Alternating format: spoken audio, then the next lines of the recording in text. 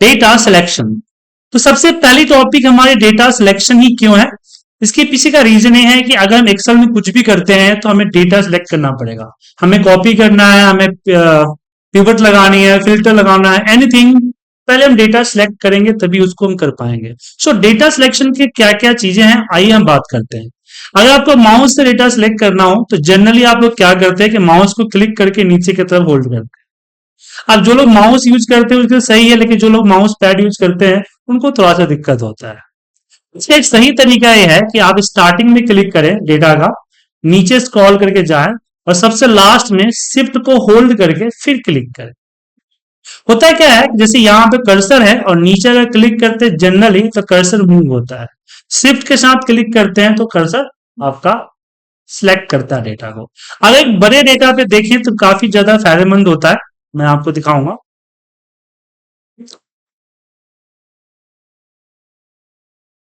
जैसे डेटा देखिए आपके सामने, तो हमने क्या किया, स्टार्टिंग में क्लिक किया, उसके बाद कहीं और क्लिक नहीं करेंगे, स्क्रॉल जो दिख रहा है इससे स्क्रॉल करके नीचे आएंगे। नीचे आने के बाद डेटा के लास्ट में हम जाएंगे और जो लास्ट में शिफ्ट के साथ क्लिक कर देंगे। इससे बेनिफिट क्या हुआ कि हम एक नजर डेटा को भी देख लें, अगर डेटा में कुछ प्रॉब्लम है तो नजर पे आ जाएगा। तो इस तरह से डेटा को सिलेक्शन कर सकते हैं। अगर शॉर्टकट की बात करें तो जनरली आप लोग कंट्रोल ई यूज करते हैं, कंट्रोल ए। अब बाकी लोगों को कंफ्यूजन होगा कि control A it mean select all, नहीं, control A it mean select current region. Home menu bar के अंदर आपका दिखता है यहाँ पे फाइंड एंड सिलेक्ट, इस फाइंड एंड सिलेक्ट के अंदर होता है गो टू स्पेशल, इस गो टू स्पेशल में होता है करेंट रीजन, इसको ट्रिगर करता है कंट्रोल ए। और इसका नुकसान क्या होता है कि अगर डेटा में कोई ब्लैंक रो हुआ तो आप कंट्रोल ए करेंगे तो कंट्रोल ए उसी के ऊपर सेलेक्ट करेगा, उसके नीचे नहीं जाएगा। तो अगर आपके पास 50,000 का डेटा है, आपने ध्यान नहीं दिया, 45,000 के पास एक ब्लैंक रो था, आपने उस पर पिवट लगा दिया, कॉपी कर लिया, एनीथिंग कुछ कर लिया, रिपोर्ट बना दी, तो आपकी रिपोर्ट में प्रॉब्लम है क्योंकि नीचे का 5,000 का डेटा तो गया ही नहीं। तो कंट्रोल ए करने से पहले चेक कीजिए कि आपके डेटा के अंदर कोई ब्लैंक रो है नहीं है। कैसे चेक करेंगे, आप स्टार्टिंग में डेटा के स्टार्टिंग में कर्सर रखें और कंट्रोल पेज डाउन प्रेस करते ही आपको सबसे पहले कर्सर जहां रुकेगा वो ब्लैंक से पहले रुकेगा, या तो डेटा के सबसे लास्ट में चला जाएगा नहीं तो ब्लैंक से पहले रुकेगा। तो एक और सिलेक्शन करने का तरीका है कि आप कंट्रोल शिफ्ट को यूज करें, right arrow down down down select करें इस तरह से। इससे क्या होगा कि ब्लैंक होगा वो भी आपका सिलेक्ट हो जाएगा। या फिर आप यूज कर सकते हैं control shift END end, hand, control shift end, starting में कलर कर्सर रखें और कंट्रोल शिफ्ट ईएनडी एंड करेंगे तो डेटा सिलेक्ट हो जाएगा। लेकिन इसकी प्रॉब्लम ये है कि कुछ ब्लैंक रो भी ये सिलेक्ट करती है क्योंकि वो यूज्ड सेल को सिलेक्ट करती है। जैसे आपने यहाँ पे डेटा डाला और बाद में डिलीट कर दिया तो इसके लिए ए बी डेटा है, यूज्ड सेल है, वो सिलेक्ट हो जाता है, तो इसकी ये प्रॉब्लम है। तो बेस्ट तरीका ये रहेगा कि कंट्रोल ए करने से पहले आप ब्लैंक चेक कर लें या फिर control shift down arrow right arrow इस्तेमाल करें या माउस सिलेक्शन इस्तेमाल करें। बाकी मैंने इस फाइल के अंदर कुछ और शॉर्टकट्स भी दिए हैं जिसको आप देख सकते हैं। अब शॉर्टकट्स की बात आई तो क्या सिर्फ शॉर्टकट सिर्फ सिलेक्शन का ही ना, पूरी शॉर्टकट पता चल जाए शॉर्टकट की तो अच्छा होगा। तो आप लोगों ने कई बार शॉर्टकट्स के लिए गूगल पे सर्च भी किया होगा, लेकिन गूगल पे जाने की जरूरत नहीं है। आप कीबोर्ड का F1 प्रेस करेंगे एक्सेल में तो एक खुल के आएगा, वो आएगा आपका एक्सेल हेल्प, यहां भी सर्च कर सकते हैं, लेकिन इसके लिए इंटरनेट की जरूरत पड़ेगी, बिना इंटरनेट के नहीं चलेगा क्योंकि इसका एक्सेल का जो हेल्प एंड सपोर्ट है ये ऑनलाइन। एक मिनट दीजिए, मैं ये हेल्प एंड सपोर्ट जा सकते हैं, मैं बताता हूं इसके बारे में। अब आता है multi cell selection. Multi cell selection, हमें सारे डेटा में कुछ कुछ डेटा सिलेक्ट करना है तो हम यूज करते हैं कंट्रोल होल्ड करते हैं और जहां मर्जी वहां क्लिक करेंगे तो यहां आपका सिलेक्शन हो जाएगा। लेकिन ध्यान रखेंगे इस तरह के सिलेक्शन में डेटा आप चेंज कर सकते हैं, फॉर्मेट कर सकते हैं, डेटा कॉपी नहीं कर सकते क्योंकि डेटा कॉपी करते ही आपको यहां पे प्रॉब्लम देगा। डेटा कॉपी करना है तो सीक्वेंस से सिलेक्ट करना है, जैसे मुझे इसी कॉलम में सिलेक्ट करना है तो इसी कॉलम में सिलेक्ट करूंगा, किसी और कॉलम में नहीं जाऊंगा, तो एक कॉपी हो जाए। या फिर रो की बात करें तो हम रो में भी सेम रो कॉपी करेंगे, देन कॉपी हो जाएगा। या फिर हम कंट्रोल होल्ड करके दो तीन चाहिए तो देखिए यहाँ पे दो तीन सिलेक्ट करेंगे और सेम अगली कॉलम में सेम रो सिलेक्ट होना चाहिए, सिक्वेंसली सिलेक्ट करते हैं तो डेटा सिलेक्ट हो जाएगा एंड कॉपी हो जाएगा। ध्यान रखिएगा भले ही आपने अलग अलग सिलेक्शन किया है बट कॉपी करके जब पेस्ट करेंगे तो इकट्ठा पेस्ट होता है। एक चीज और होती है इसी में कंट्रोल से जुड़ा हुआ, मल्टी सिलेक्शन से जुड़ा हुआ, जैसे कि मेरे पास एक सीट है, एक फाइल है, इसमें कई सारे शीट्स हैं और कई बार क्या होता है कि हर सीट पे एक डेटा को हमें कॉपी पेस्ट करना पड़ता है। जैसे मान लीजिए डेट, मुझे सारे सीट्स में डेट डालना है, तो आप क्या करेंगे, copy paste copy paste copy paste copy paste करेंगे। उससे अच्छा है एक तरीका अपना सकते हैं, आप सीट के पहले पे क्लिक करें, अपने कीबोर्ड का शिफ्ट की को होल्ड करें और सबसे लास्ट में चले और क्लिक करो, इसके बीच का सारा शीट सिलेक्ट हो जाएगा। सारा शीट सिलेक्ट हो गया, अब आसानी से आप कहीं भी कुछ टाइप करेंगे। जैसे मैंने यहां पे टाइम सिलेक्ट किया और टाइम डाल, तो आप देखेंगे हर एक सीट पे टाइम आपका टाइप हो गया, लेकिन सेम लोकेशन। जैसे यहां पे हमने A2 पे किया था, B2 पे किया था, तो सारे शीट में उसी A2 B2 पे गया है। सिर्फ टाइप ही नहीं, हम फॉर्मेटिंग वगैरह भी कर सकते हैं। शिफ्ट के साथ सिलेक्ट किया और इसको सिलेक्ट करके मैंने यहां पे फॉर्मेट कर दिया, फिर फॉर्मेटिंग भी आपकी हो जाएगी सेम लोकेशन में।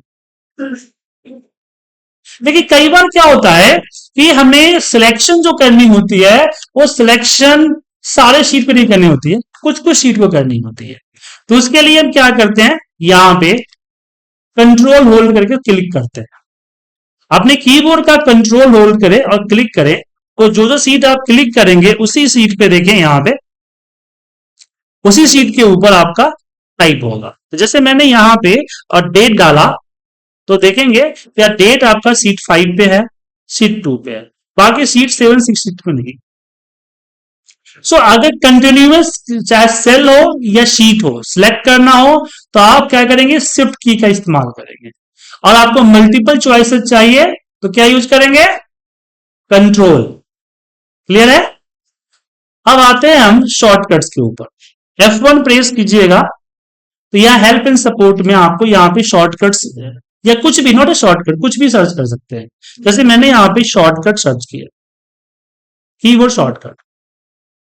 अब यहां पे इसको बड़ा कीजिएगा, ये सारे शॉर्टकट्स आपको यहां पता चल जाए, ठीक है। अब आपको गूगल पे जाने की जरूरत नहीं है, क्योंकि गूगल पे जाने की जरूरत नहीं है, आप ये भी सर्च कर सकते हो। और सिर्फ शॉर्टकट ही नहीं, एवरीथिंग। जैसे मुझे एक्सेल की लिमिटेशन पता करनी है तो मैं सर्च करूंगा लिमिट्स, एंटर प्रेस करूंगा, ये रहा एक्सेल लिमिटेशंस।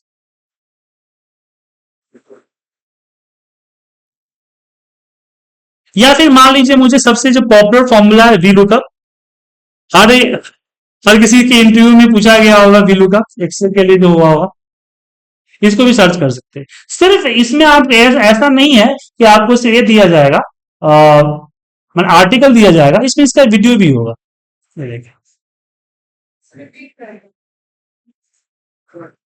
सो अब क्वेश्चन आता है कि हम क्यों सर्च कर रहे हैं, हम जनरली गूगल पे जा सकते हैं। देखिए एक्सेल सपोर्ट जो होता है आपका, जो भी इंफॉर्मेशन प्रोवाइड करेगा वो 100% प्रूफ रीड करेगा।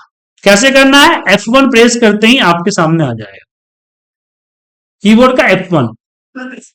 अब इसके अंदर जो भी इंफॉर्मेशन आएगी वो सही आएगी और गूगल पे नहीं आएगी। गूगल किसको रिडायरेक्ट करता है, गूगल रिडायरेक्ट करता है articles and blog and website को, जो हम जैसे लोग बनाते हैं।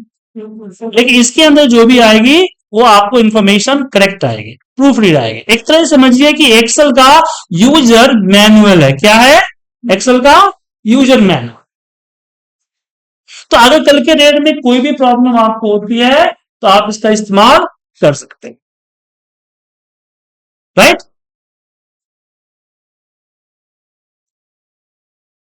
तो डेटा सिलेक्शन से की प्रॉब्लम है, डेटा सिलेक्शन की एक बार हाईलाइट देख लेते हैं। हाईलाइट ये है कि जो हम डेटा सिलेक्ट करने के लिए कंट्रोल ए करने से पहले एक बार क्या करेंगे, अपने ब्लैंक्स को सिलेक्ट कर लेंगे। कि ब्लैंक इसमें है कि नहीं है। ब्लैंक है चेक करेंगे, ऊपर कर्सर रखिए, कंट्रोल के साथ डाउन एरो प्रेस कीजिए।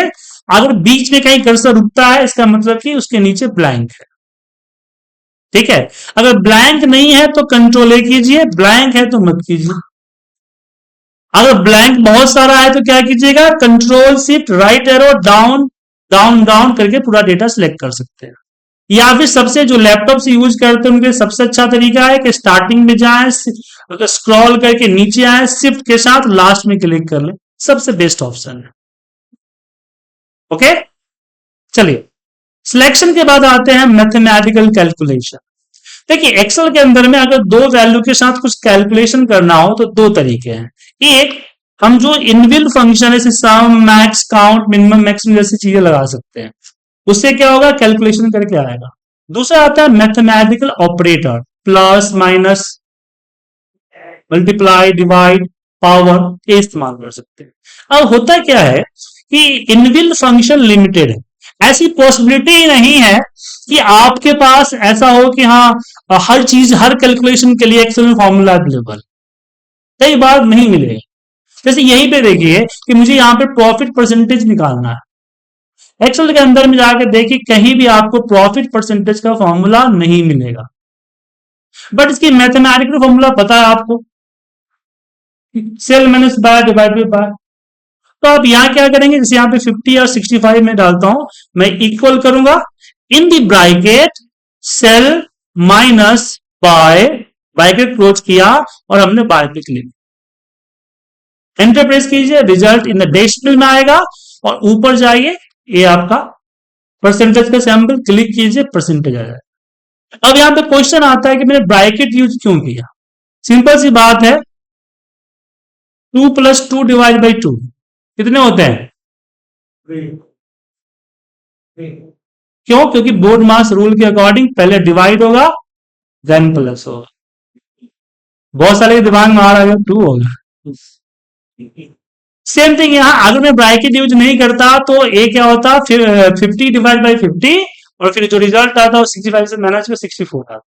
इसलिए जब भी आप डिफरेंस कैलकुलेशन हो, जैसे कि प्लस माइनस मल्टीप्लाई हो रहा है, तो प्लस माइनस एक जगह रखे, मल्टीप्लाई को ब्रैकेट में कर दें, तो ब्रैकेट का इस्तेमाल जरूर कीजिएगा। अब चलिए एक क्वेश्चन हमने आपके डिपार्टमेंट से लिया हुआ है, आप ही के फील्ड से लिया हुआ है कि मुझे यहाँ पे हीट रेट निकालना है। इसका फॉर्मूला क्या है, heat input divide by power out. तो यहाँ पे कैसे करेंगे, सिंपल यहाँ कीजिए, heat input divide by power. इस तरह की मैथमेटिकल कैलकुलेशन इस्तेमाल कर सकते हैं। तो कल के डेट में अगर मान लो कोई कैलकुलेशन निकालना है, कुछ तरह का रेट निकालना है, कुछ भी निकालना है और उसके लिए फंक्शन आपको पता नहीं चल रहा है, तो बस पेन पेपर उठाइए, मैथमेटिक फॉर्मूला ढूंढिए, मैथमेटिकल इक्वेशन के जरिए यहाँ पे सॉल्व कर दिए। हर तरह के मैथमेटिकल इक्वेशन यहाँ पे कर सकते हैं। ठीक है, अब यहाँ पे हम बात करते हैं कि अगर लंबी कैलकुलेशन कैसे करें, बड़े बड़े फॉर्मूले कैसे लें। अब यहाँ ध्यान से देखिएगा, एक प्रोडक्ट है जिसकी मैन्युफैक्चरिंग कॉस्ट जो है 50 है, अब उसकी एमआरपी निकालनी है। तो एमआरपी निकालने के लिए कोई फॉर्मूला अवेलेबल नहीं है, बट एक रूल है।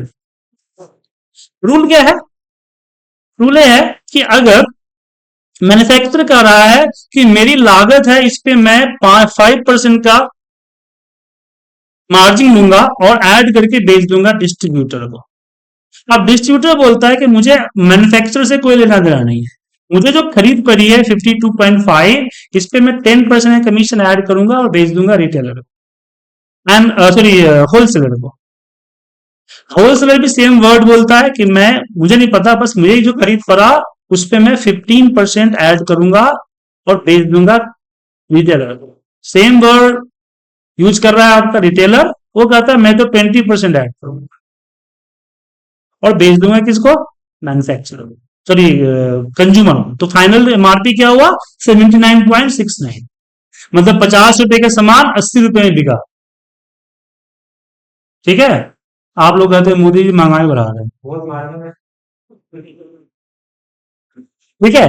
अब क्वेश्चन ये आता है कि इस कैलकुलेशन करने के लिए हमने इतना सारा सेल इस्तेमाल किया जो कि प्रैक्टिकल नहीं है और रिपोर्ट्स में यूज कर, ये सारी कैलकुलेशन यहां एक सेल पे आनी चाहिए। तो कैसे करें, तो हमने क्या किया, ऐसे 1 बाय 1 कैलकुलेशन करके रिजल्ट निकाल लिया। अब सारे फॉर्मूले को एक के अंदर मर्ज करेंगे वन बाय वन। ध्यान से देखिएगा, कुछ खास इसमें नहीं है। डबल क्लिक किया, इक्वल के बाद के फॉर्मूला कॉपी किया, एस्केप मार के बाहर आया। एस्केप मारिएगा, वरना कहीं क्लिक कीजिएगा तो फॉर्मूला ओवरराइट हो जाएगा। एंड नाउ यहां हमने फॉर्मूला किसका कॉपी किया था, C18 का।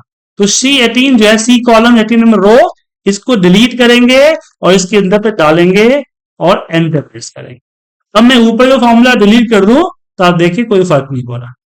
और इसी प्रोसीजर को आगे फॉरवर्ड करेंगे। अब इसको कॉपी करेंगे, इक्वल के बाद से एस्केप मार के बाहर आएंगे, डबल क्लिक करेंगे, ये है C19। जहां C19 है उसके जगह पे C19 का फॉर्मूला पेस्ट कर दो और इसको, यहां भी C19 है,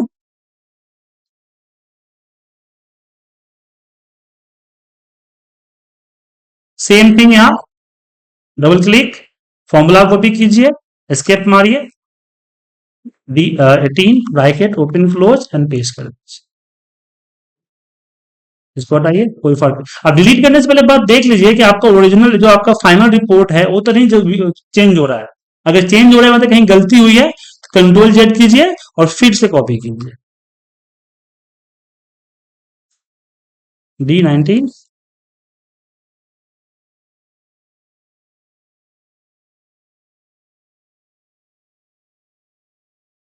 अब देख रहे धीरे धीरे फॉर्मूला बढ़ता जा रहा है ना।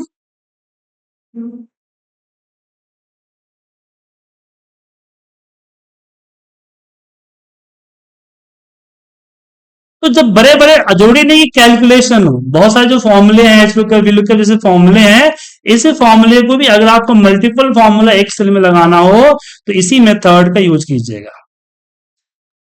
इसको बोलते हैं फॉर्मूला मर्जिंग मेथड, और इसको मैंने याद किया था 2008 में। अगर कोई और आपको बता रहा है तो दो चीजें हो सकती है, या तो उसने मेरा यूट्यूब पे वीडियो देखा होगा या क्लास लिया होगा या इत्तेफाक होगा, क्योंकि मैंने कोई बड़ी ग्रंथ थोड़ी लिख दी है। ठीक है, तो ये देखिए अब यहाँ पे कॉपी पेस्ट नहीं करना। कॉपी पेस्ट करने से क्या होगा, ये जो रेफरेंस है ये इंक्रीज डिक्रीज होगा। इसको कट कीजिए और पेस्ट कीजिए, कंट्रोल एक्स कंट्रोल वी। अब देखिए इतना लंबा फॉर्मूला मैं भी नहीं लिख पाऊंगा। और इसी मेथड का इस्तेमाल करते हुए आप बड़े बड़े फॉर्मूले लिख सकते हैं। जैसे एक एग्जांपल मैं देना चाहूंगा,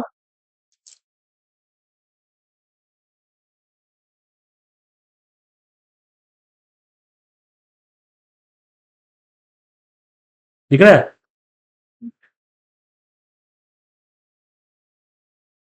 ये जो फॉर्मूला है हम लोग इसको एक्सेल लैब से लिखते हैं। एक्सेल लैब एक एडिंस है जो कि फॉर्मूले को कोडिंग की तरह लिखता है।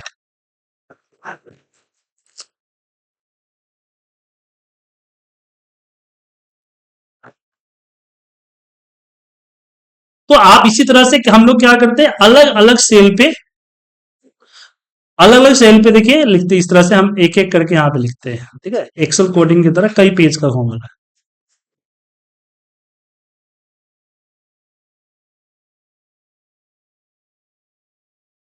तो इतने बड़े बड़े फॉर्मुलेज के जरिए हम डैशबोर्ड का रिपोर्टिंग करते हैं। जैसे मैंने यहाँ पे ऑल कर दिया तो ऑल आएगा, पूरा डायनेमिक होता है।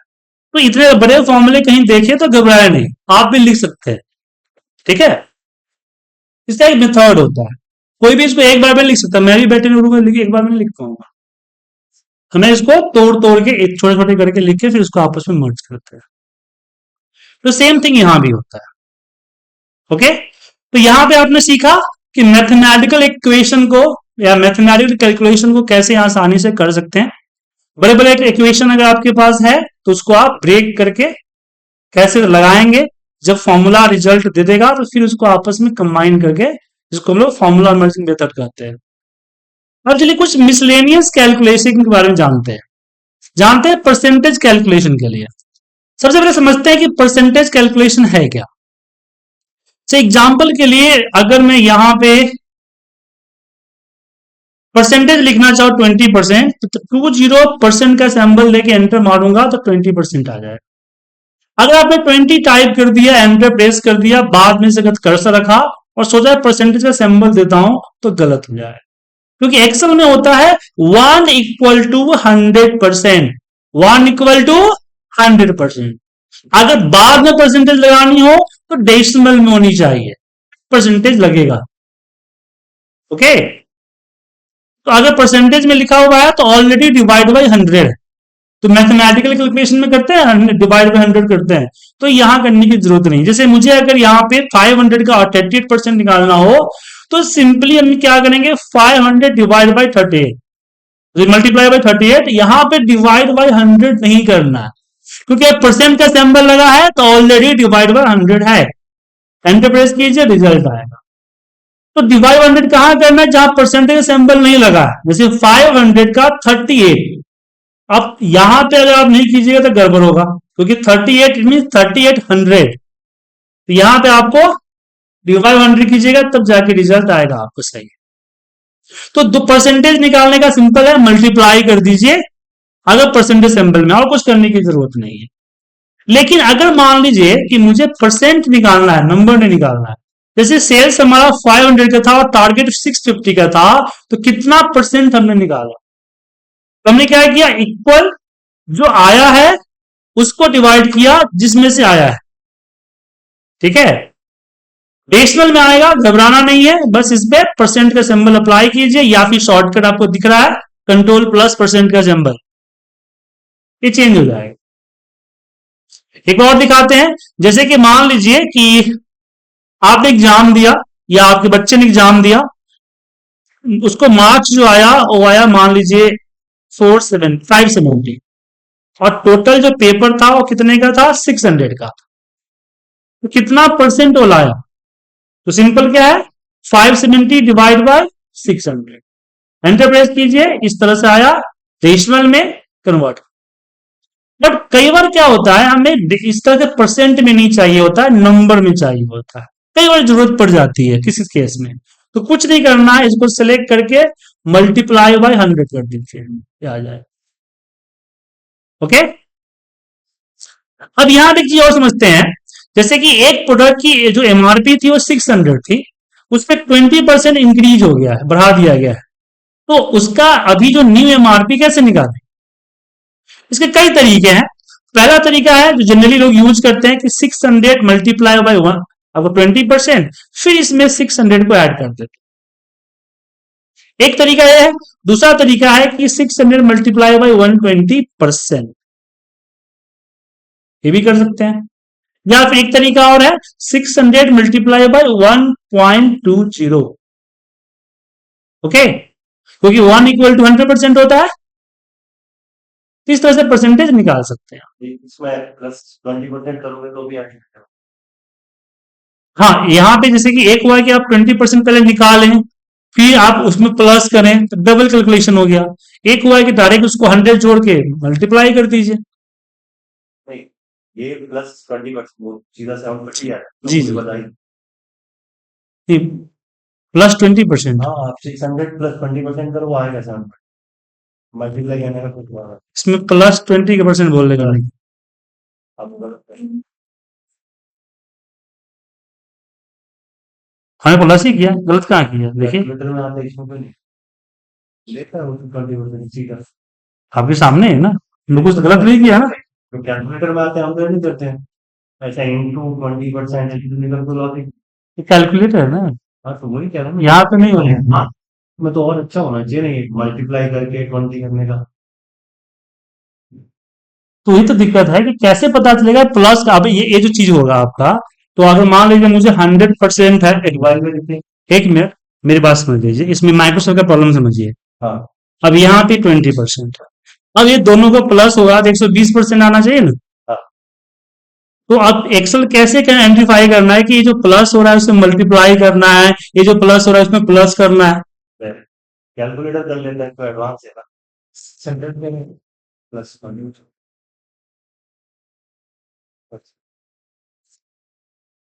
ऐसे। ठीक है, अगर आपको लगता है कि ऐसी चीज होनी चाहिए तो फाइल मेनू बार में जाइए, आपको दिखेगा फीडबैक, यहां पे आप जो है ऑप्शन आएगा, इस पे क्लिक कीजिए और माइक्रोसॉफ्ट को भेज दीजिए कि क्यों नहीं हो रहा है। ठीक है, और माइक्रोसॉफ्ट आपको रिप्लाई देगा, ऐसा नहीं कि जिस बस सुन के रह जाएगा सरकार डिपार्टमेंट की तरह। फुल जनरली कैलकुलेटर यूज कर सकते हैं। तो कैलकुलेटर से आप रिपोर्ट तैयार नहीं कर सकते ना, जब रिपोर्ट तैयार करेंगे जरूरत पड़ेगी। तो ये सिर्फ कैलकुलेशन पे नहीं होता है, जब इसके जरिए जब रिपोर्ट बनाएंगे तो उसमें अलग होता है, इसका अलग सिस्टम होता है यहाँ पे, क्योंकि कहाँ पे प्लस करना है, कहाँ पे मल्टीप्लाई करना है, इसकी आइडेंटिफिकेशन मुश्किल हो जाएगी ना बड़े बड़े डेटा पे, क्योंकि जब 10 लाख का डेटा जाएगा उसमें एक्सेल कैसे आइडेंटिफाई करेगा भाई यहाँ पे प्लस करना है, यहाँ पे मल्टीप्लाई करना है। सो यहाँ पे इसने सेग्रीगेट कर दिया, plus it mean plus any how, multiply it mean multiply any how. Okay, और कैलकुलेटर में क्या होता है कि कुछ लिमिटेड कैलकुलेशंस है, तो वहां पे इस तरह के फिल्टर लगे हुए हैं, बस यहाँ पे इस तरह के फिल्टर्स नहीं लगा सकते। आप टेक्निकली समझिए तो पता चलेगा, क्योंकि यहाँ लार्ज वर्किंग काम होता है। चलिए आगे बढ़े। अब यहाँ पे आते हैं कि मान लीजिए किसी प्रोडक्ट की एमआरपी 100% है और उसमें 18% का जीएसटी लगा हुआ है, तो विदाउट जीएसटी क्या प्राइस होगा, इसमें से जीएसटी एक्सक्लूड करके अमाउंट कैसे निकालेंगे, किसी को आइडिया है? एक्सेल छोड़िए, मैनुअल कैसे करेंगे, भूल जाइए एक्सेल को। 100 रुपीज की प्रोडक्ट है, ये जिसकी एमआरपी 100 रुपीज है, उसमें 18% जीएसटी इंक्लूडेड है। 100/1.1। हाँ, तो यहाँ पे, अब यहाँ पे ऐसा क्यों हुआ, इसका रीजन है क्वेश्चंस का। देखिए सिंपल से मैथमेटिकल तरीका है कि हमने परसेंटेज निकालने के लिए मल्टीप्लाई यूज किया, ना, और मैथमेटिक में जो चीज मल्टीप्लाई से आती है उसी को अगर रिवर्स करना हो तो उसके लिए डिवाइड यूज होता है।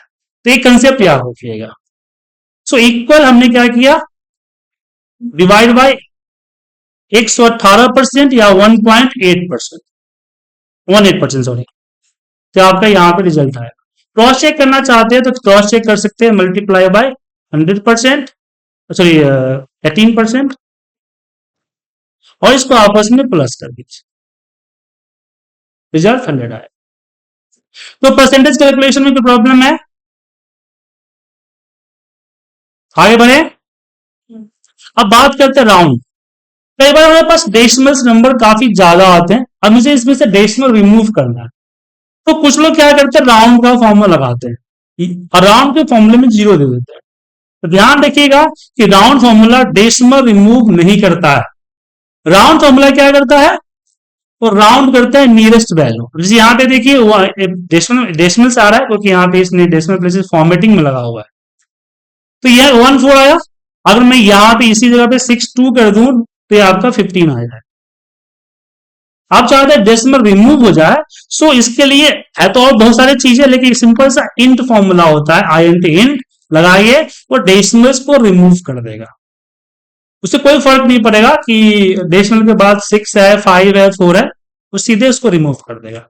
लेकिन मुझे डेसिमल चाहिए विथ 2 डिजिट, बहुत सारे डिजिट्स के डेसिमल्स हैं, मुझे 2 डिजिट का डेसिमल चाहिए, तो आप राउंड फॉर्मूला लगा सकते हैं, और इसमें 0 जब फॉर्मा में रखते हैं डिजिट नंबर, वहां पे हम 2 करेंगे, एंटर प्रेस कीजिए, रिजल्ट आपके सामने आए 2 डिजिट का। यहां से फॉर्मेटिंग को कम ज्यादा कर सकते हैं। लेकिन अगर मैं बात करूं डिजिट राउंड करना है, मुझे नंबर दो, जैसे कि एक यूनिट है 5623, लेकिन हम जो उसको सेल करते हैं 6 के बॉक्सेस में करते हैं, तो अगर, क्योंकि हम 5623 का ऑर्डर तो दे नहीं सकते, तो मुझे कितना यूनिट का ऑर्डर देना पड़ेगा ताकि 6 के बॉक्स अकॉर्डिंग हो। तरीके तो बहुत सारे हैं, लेकिन सिंपल से एक्सेल फॉर्मूला है, वो है सेलिंग। सेलिंग फॉर्मूला में आपने डाल दिया नंबर और सिग्निफिकेंट में डाल दिया राउंड अप जो होता है, राउंड नंबर, और एंटर प्रेस करते ही आप देखिएगा 5623 आ गया। अब इसको आसान से समझिए, आप एटीएम में जाते हैं, आप अमाउंट डालते हैं और पैसा विड्रॉ करते हैं। मान लीजिए मैंने अमाउंट डाला 12,360, जाहिर सी बात है कि एटीएम पैसा विड्रॉ नहीं करेगा, बोलेगा 500 की डोमिनेशन में डाले।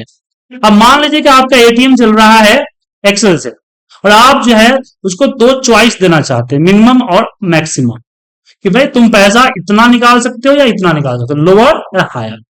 जैसे कि अगर किसी ने 12,360 डाला तो मैं बोलूंगा कि 12,000 निकाल लो या 12,500 निकाल, 12,500।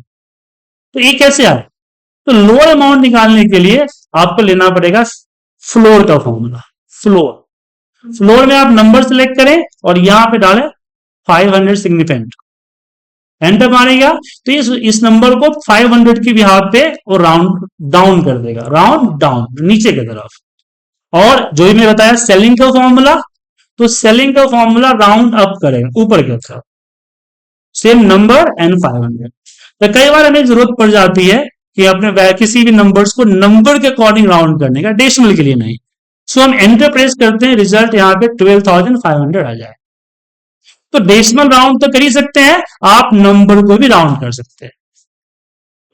कई बार बैंक में जाते हैं तो एफडी वगैरह 500 के डोमिनेशन में ही होता है, तो ये सब चीजें कैलकुलेट कर सकते हैं आप। तो राउंड समझ में आ गया।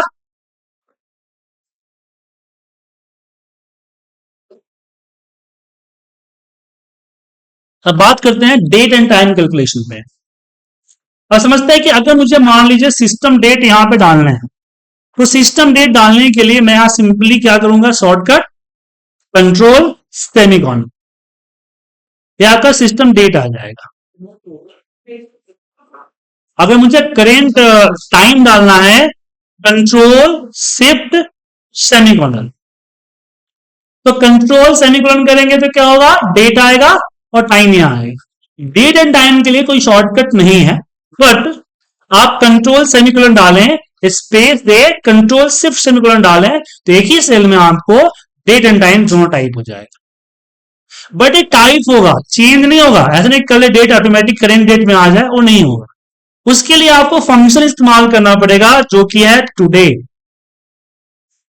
Today formula current system date आपको देता है।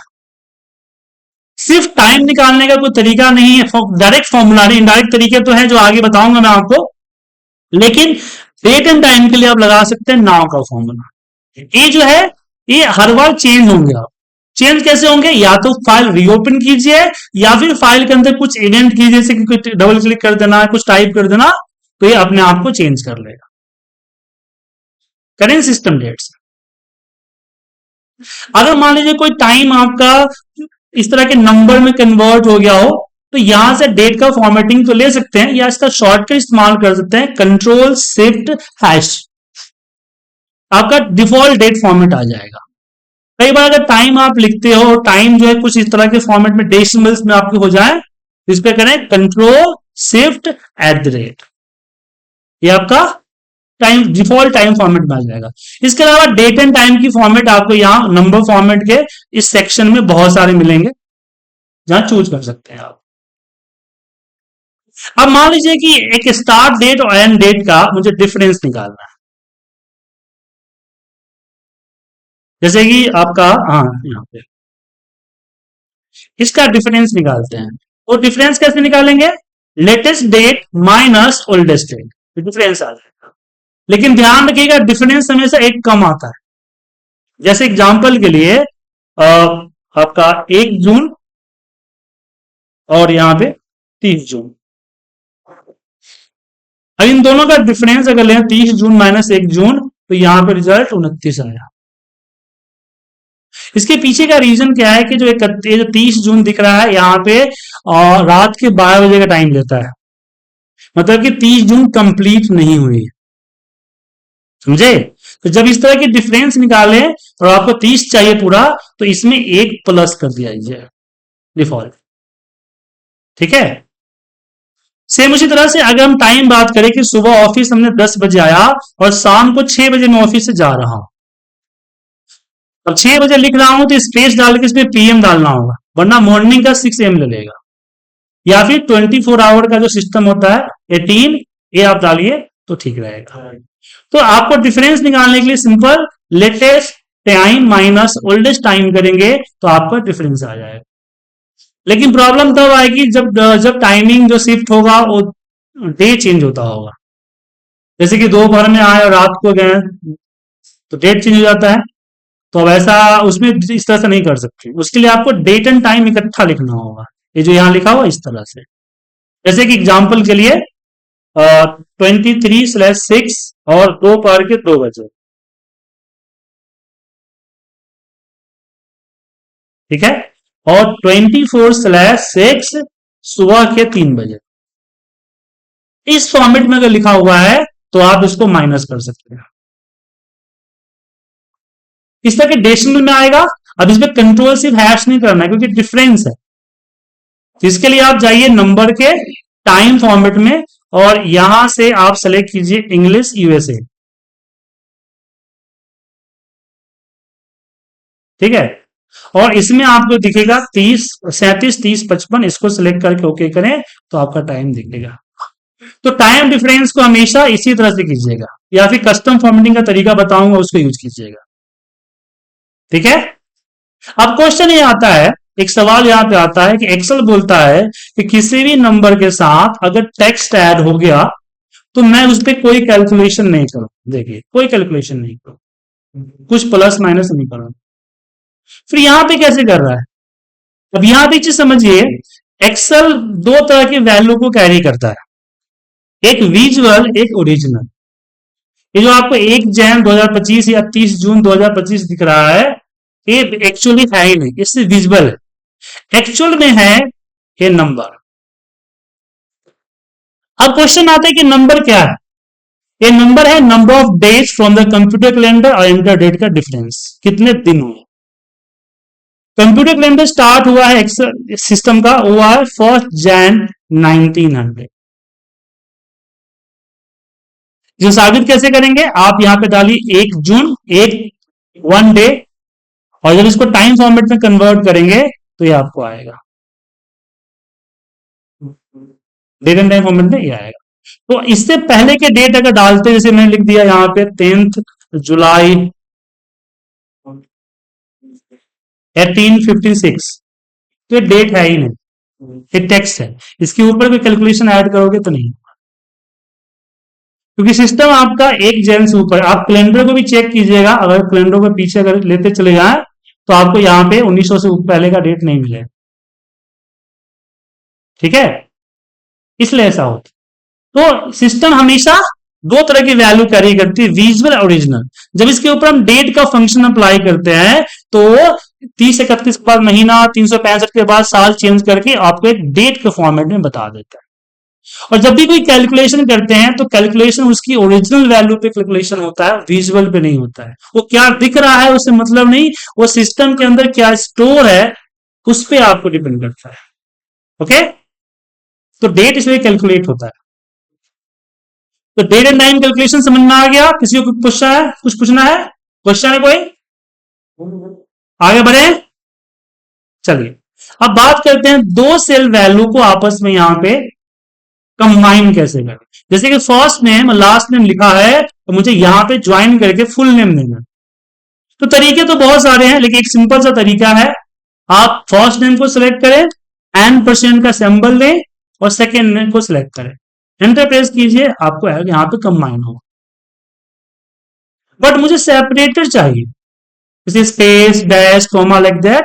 तो क्या करना होगा, पहले को सिलेक्ट किया %, इन्वर्टेड कॉमा में स्पेस, अगेन %, और हमने कुमार को सिलेक्ट कर दिया, एंटर प्रेस किया, ये देखिए आ गया सुजीत कुमार।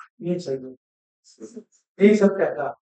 हाँ, कुछ लोग इसके लिए कॉनकेटानेट वगैरह लगाते हैं, लेकिन जो आसान है जो बता दिया मैंने। ठीक है, लेकिन प्रॉब्लम कब आती है, जब किसी डेट को कैलकुलेट करना हो।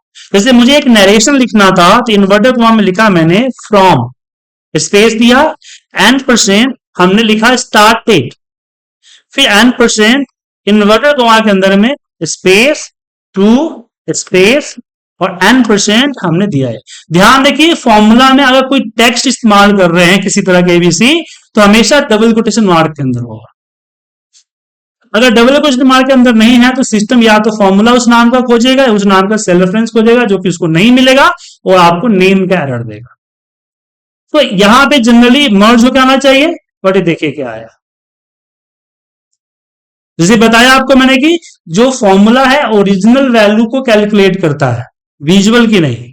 तो इसका ओरिजिनल क्या है, नंबर है ना, विदाउट फॉर्मेटिंग, तो वही दे रहा है। बट इसे कोई समझेगा नहीं, समझेगा तो क्या करेंगे, तो इसके लिए ये जो हमने डायरेक्ट लिखे है ना, इसको एक फॉर्मूले के अंदर डालना पड़ेगा, जो कि है टेक्स्ट फॉर्मूले के अंदर डाल के, और आपका डेट का जो फॉर्मेट है DD MMM वाई वाई डालिए, जो भी डेट का फॉर्मेट है, दोनों डेट को डाल।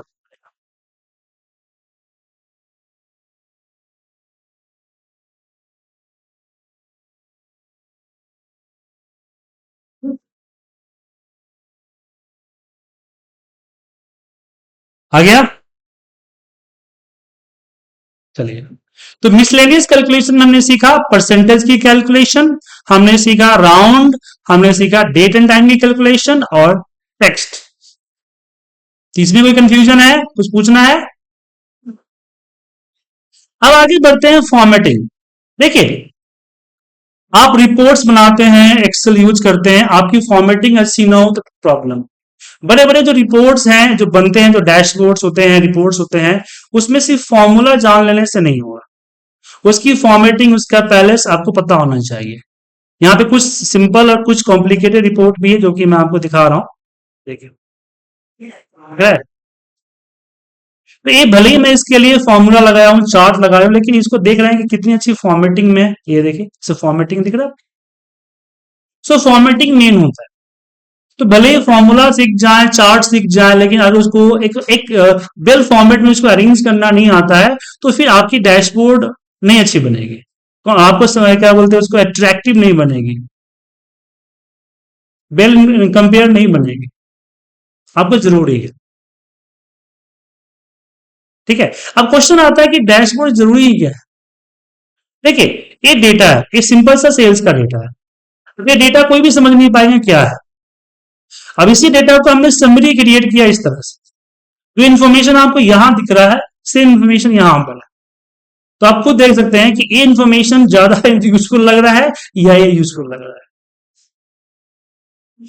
साथ में इसमें हम केपीआई लगा रखे हैं कि मुझे अगर सिर्फ वेस्ट का चाहिए, just click on the west, पूरी रिपोर्ट वेस्ट के अकॉर्डिंग फिल्टर हो गई ऑटोमेटिक, सिंगल क्लिक में। कल के डेट में अगर सेल्स का डेटा बढ़ता है, यहाँ नीचे पेश कीजिए, रिफ्रेश मारिए, अपना रिपोर्ट बन जाएगा। तो इस तरह की रिपोर्ट्स बनाने, अब चार्ट्स हमने बनाया, ये जो चार्ट्स बनाया, ठीक है, हमने इसको पैलेस किया हुआ है, इसके पीछे की जो फॉर्मेटिंग्स हैं वो इंपॉर्टेंट है ना। सो फॉर्मेटिंग आपको समझ में आना चाहिए। तो फॉर्मेटिंग इन दी सेंस, जो आप ऊपर आप देखते हैं कि बॉर्डर लगाना, कलर करना, तो एक तरह से आर्ट की तरह होता है, अपने आप को डिजाइन करना। तो आप जब कुछ फॉर्मेट्स डिजाइन करेंगे तो इसके ऊपर प्रैक्टिस होगी, तभी आप समझ पाएंगे। अब एग्जांपल के लिए मैंने जस्ट एक इनवाइस की कॉपी यहाँ पे रखी हुई है, क्योंकि मुझे आप लोगों का लेवल पता नहीं था, इसलिए मैंने एक छोटे लेवल का डिजाइन किया। अब ये जो आप देख पा रहे इमेज है, ये फॉर्मेट नहीं है, एक इमेज है, कॉपी पेस्ट किया हुआ है। ठीक है।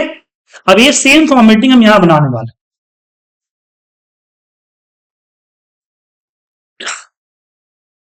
तो कैसे बनाएंगे, चलिए हम आपके साथ डिस्कस करते हैं।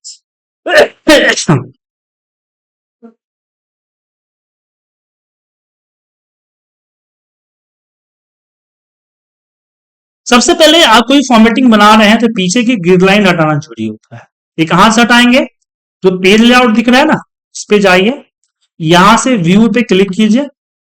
अगर क्लिक है तो आपको ग्रिड लाइन दिखेगा, क्लिक है तो पूरा ब्लैंक हो जाएगा। ओके। अब जब भी फॉर्मेटिंग की शुरुआत करेंगे तो आप शुरू करेंगे किस पे? एक रो एंड एक कॉलम छोड़ के करेंगे, ताकि आप उसको अरेंज करने में आपके लिए फायदा हो। अब जैसे कि रिपोर्ट में अब यहां पे मैं कितना कॉलम लूं, तो आप एक बार देख लीजिए कि जो फील्ड है उस फील्ड में कितने फील्ड है। तो यहां देखिए, एक है, दो है, तीन है, चार, पांच, छह, सात।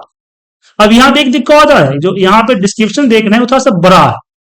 अगर मैं इसको बड़ा करूंगा तो ऊपर की फॉर्मेटिंग थोड़ी सी बिगड़ने की दिक्कत हो सकती है। तो मैं एक काम करता हूं, इसको तीन ले लेता हूं, मर्ज कर दूंगा, तो टोटल जो है मैं कितना लू, मैं 9 फील्ड लेता हूं टोटल। तो मैं यहां पे आऊंगा, एक, दो, तीन, चार, पांच, छह, सात, आठ, नौ ले लिया। और नीचे तक एक ले लेता हूं, बाद में उसको डिलीट कर दूंगा।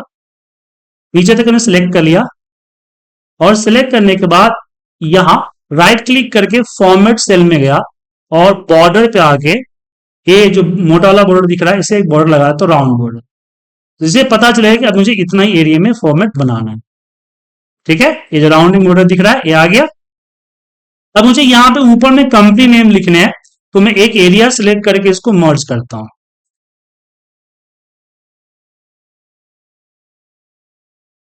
मर्ज यहाँ पे क्लिक कीजिए, मर्ज हो गया, यहाँ पे सिलेक्ट करके एक एरिया मर्ज कर दिया। अब यहाँ पे कंपनी नेम लिख सकते हैं, मैं अपना ही लिख रहा हूं। अब इसको बड़ा करने के लिए या तो साइज यहां से दे सकते हैं, या फिर छोटा ए बड़ा ए दिख रहा है ना, इसको क्लिक कीजिए, ये बड़ा होता जाएगा। फिर बोल्ड करना है, बोल्ड कीजिए। इसकी कलर चेंज करनी है, कलर चेंज कीजिए यहां से, ठीक है। उसके बाद यहां हमारे पास ऊपर जो है, ये ऊपर दिख सकता है आपका, तो यहां पे हमने इसको लिया, इसकी बैकग्राउंड कलर व्हाइट किया, ब्लैक ब्लू, यहाँ पे बिल 4 एक्सएल, और यहाँ पे आपका क्या है, बिल नंबर,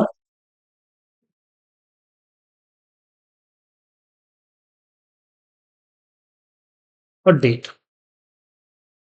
अब जो डेट, अब यहाँ पे स्पेस नहीं है, लेकिन मैं चाहता हूँ डेट है, ये जो बिल नंबर है उसकी नीचे एक तरह से लाइनिंग आए, तो सिलेक्ट करके यहां आप आइए, इस पे सिलेक्ट कीजिए बॉटम बॉर्डर, तो देखिए लाइन आ गया। यहां भी इसको कर सकते हैं बॉटम बॉर्डर, आ गया। अब आगे बढ़ते हैं। अब ये देखिए, ये दो चीजें चाहिए मुझे, बिल फ्रॉम बिल टू, और बीच में गैप भी चाहिए, तो टोटल 9 है, तो 4 4 8, बीच में गैप 9 हो जाएगा। यहां से 1 2 3 4, इसको सिलेक्ट किया, इसकी कलर हमने ये वाली रखी, थोड़ा सा इसको चौड़ा कर दीजिए। अब इसी चीज को मैं एक छोड़ूंगा, और यहां पे फिर वापस सिलेक्ट करके यहां पे इसको बॉर्डर लगा, ये आ गया हमारा। अब इसको मर्ज कर दें तो सेंटर में टाइप होगा, तो इसको हमने मर्ज किया, इसको सेलेक्ट करके मर्ज किया, यहां पे लिख दिया मैंने बिल फ्रॉम, यहां लिख दिया बिल टू, बिल टू। अब इसके नीचे ग्रे कलर चाहिए थोड़ा सा, तो सेलेक्ट किया और यहां से हमने ग्रे ग्रे कलर ले लिया, इसको कॉपी करके यहां पेस्ट कर देते हैं, पेस्ट हो गया। अब पेस्ट करते समय एक छोटी सी दिक्कत हुई, ये जो दिखा है लाइनिंग आ रही, क्योंकि नहीं होना चाहिए था, तो फॉर्मेट में गया और यहां से ये लाइन हटा दिया और यहां पे ये लाइन लगा दी, ये देखिए। तो ये जो लाइन है ये इसको रिप्रेजेंट करता है, और ये वाली लाइनिंग जो है वो इसको रिप्रेजेंट करता है। डन हो। इसके बाद ये आपका प्रोजेक्ट डिस्क्रिप्शन है, और बाकी चीजें भी हम यहाँ पे कर देते हैं। तो एक लाइन छोड़ा, इसको सेलेक्ट किया, और ये पूरा इसका कलर कर देता हूं, इसको थोड़ा बड़ा करता हूं, इसको मर्ज कर दीजिए सिलेक्ट करके, प्रोजेक्ट।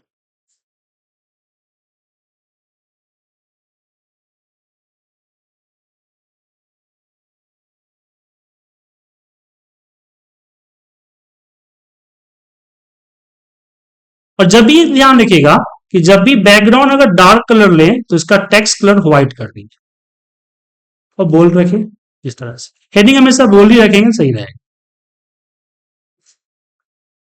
डार्क कलर पे ब्लैक कलर आपको दिखेगा ही नहीं, इसलिए इसका ध्यान रखिएगा। अब यहां पे मुझे चाहिए सीरियल नंबर, तो मैंने यहां पे सीरियल नंबर लिखा, और यहां पे चाहिए डिस्क्रिप्शंस।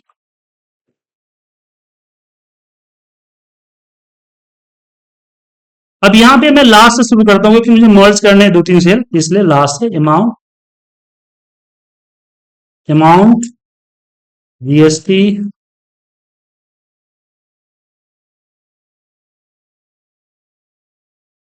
Rate, quantity, unit. अभी जो बचा इसको सिलेक्ट करके मैं मर्ज कर देता हूं, और इसको थोड़ा सा बड़ा करता हूं, सिलेक्ट करता हूं, इसकी बैकग्राउंड कलर व्हाइट, इसको बड़ा किया थोड़ा सा। अब इसमें लाइनिंग चाहिए मुझे नीचे तक, तो इसको सिलेक्ट करके नीचे यहां से बॉर्डर ले लेंगे। देखिए अगर मैं यहाँ पे बॉर्डर लिया तो ये लास्ट वाला बॉर्डर चेंज हो जाएगा। सो राइट क्लिक कर मैं फॉर्मेट सेल में गया, और यहां से मैं ये छोटा वाला पतला वाला बॉर्डर लिया, और हमने यहां दिया, ऊपर में दिए, नीचे में दिया, और बीच में दिया। डन। ठीक है। अब इसमें यहां बहुत ज्यादा नीचे तक हो गया है, तो हम यहां से इसको सेलेक्ट करते हैं ऊपर तक, शिफ्ट के साथ क्लिक किया और इसको माइनस कर दिया। इसको थोड़ा सा और बढ़ाना है तो कंट्रोल प्लस कीजिए, तो कंट्रोल माइनस करते हैं तो रो डिलीट होता है, रो कॉलम डिलीट होता है और प्लस से ऐड होता है। लेकिन इसके लिए सिलेक्ट होना चाहिए। अगर एक सेल पे अगर कंट्रोल प्लस करते हैं तो पूछता है आपसे कि आपको क्या करना है। ठीक है, हाई रो क्या करना है पूछेगा आपसे, एंटायर रो एंटायर कॉलम लिखना पड़ेगा। अगर सिलेक्टेड है तो नहीं पूछेगा। बाद बाकी यहाँ पे डिस्काउंट वगैरह दे सकते हैं। और इसका प्रिंट जब लें तो प्रिंट आप देख सकते हैं यहाँ से ऑप्शंस प्रिंट क्या है। जैसे कभी कभी क्या होता है एक पेज पे नहीं आता है, तो यहाँ पे आप विड्थ और हाइट को एक पेज में स्केलिंग के जरिए ला सकते हैं। लेकिन ध्यान रखिए ये तभी यूज कीजिएगा जब एक दो पेज का मार्जिन जब कम ज्यादा हो, थोड़ा बहुत कम ज्यादा हो तो अगर 5-7 पेज में आ रहा हो तो चाहे एक पेज में लाने के लिए तो वो छोटा हो जाएगा।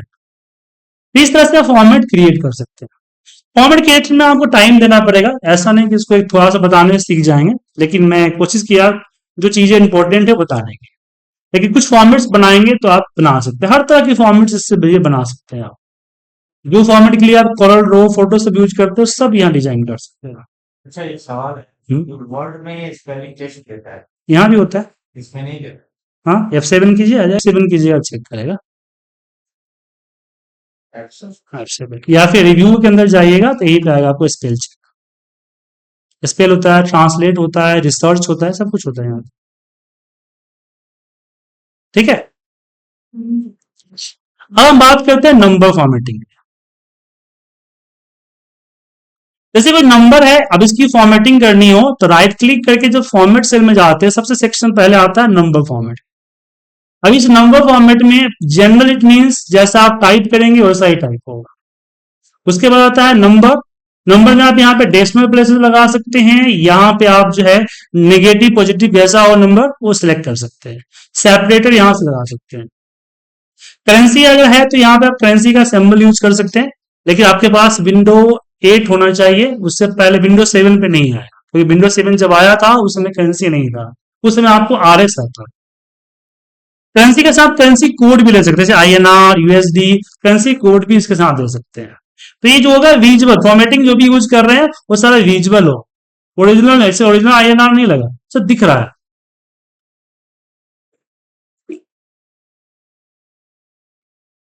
ठीक है, उसके बाद अगर इसमें आगे बढ़ते हैं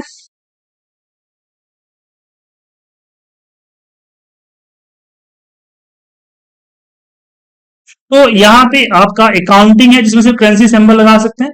अगर डेट है तो डेट की भी फॉर्मेटिंग आप कर सकते हैं। डेट फॉर्मेटिंग में ध्यान रखिएगा यहाँ पे अलग अलग कंट्री के फॉर्मेट दिए गए हैं, हर तरह के कंट्री का फॉर्मेट है जिसका यूज कर सकते हैं, लेकिन जनरली आपका सिस्टम में USA का आएगा। आप हिंदी में करना चाहो तो यहाँ पे हिंदी इंडिया भी आता है, हिंदी भी आता है, अप्रान प्रवान डाल सकते हैं, कोई दिक्कत नहीं है। तो डेट एंड टाइम की फॉर्मेटिंग आप इसी तरीके से आसानी से कर सकते हो, कोई प्रॉब्लम नहीं। ठीक है, डेट एंड टाइम का। लेकिन जब होता है कस्टम फॉर्मेटिंग उसमें दिक्कत होती है। जैसे एग्जाम्पल के लिए आप लोग जो लोग अकाउंट सेक्शन से उनको पता होगा कि अगर आप चेक नंबर लिखते हो 6 डिजिट का होता है, आप इस तरह से लिख देते हो। कई बार चेक डिजिट जो होता है 4 डिजिट का होता है, 2 जीरो आगे लगा होता है, या 3 डिजिट का होता है 3 जीरो लगा होता है। तो यहां अगर आपने जीरो डालने की कोशिश की तो जीरो गायब हो जाएगा। नंबर के साथ फॉर्मेट में कभी भी जीरो आगे नहीं लगेगा। तो कुछ लोग क्या करते होंगे सिंगल कोड लगाते होंगे और यहां पे इस तरह से टाइप कर देते होंगे। टाइप कर रहे हो तो टाइप कर दोगे, अब किसी ने आपको भेज दिया उसने टाइप नहीं किया, तो उस केस में जैसे यहाँ पे नंबर, अब मैं एक एक करके नंबर टाइप करूँ तो 2 4 5 10 हो तो कर सकते हैं, कई बार ज्यादा आ जाता है, तो उसको कैसे करें। तो मैं चाहता हूं कि जितना डिजिट कम हो उतना जीरो ऑटोमेटिक आगे लग जाए। तो ऐसे केस में मैं कस्टम फॉर्मेट का इस्तेमाल करूंगा। Go to the custom and यहां पे 1 2 3 4 5 6 टाइम जीरो डालूंगा एंड देन ओके। आप देखिए यहां पे जीरो लग गया। मैं दोबारा बताता हूं कैसे किया। नंबर फॉर्मेट में गया या फिर राइट क्लिक करके फॉर्मेट सेल और इसके नंबर वाले सेक्शन में यहां नीचे आएगा कस्टम। अब कस्टम पे यहां पे गए 1 2 3 4 5 6 टाइम जीरो डालिए, ओके कर दीजिए। बट ध्यान रखिएगा फॉर्मेटिंग जस्ट विजुअलिटी चेंज करता है, ओरिजिनल नहीं।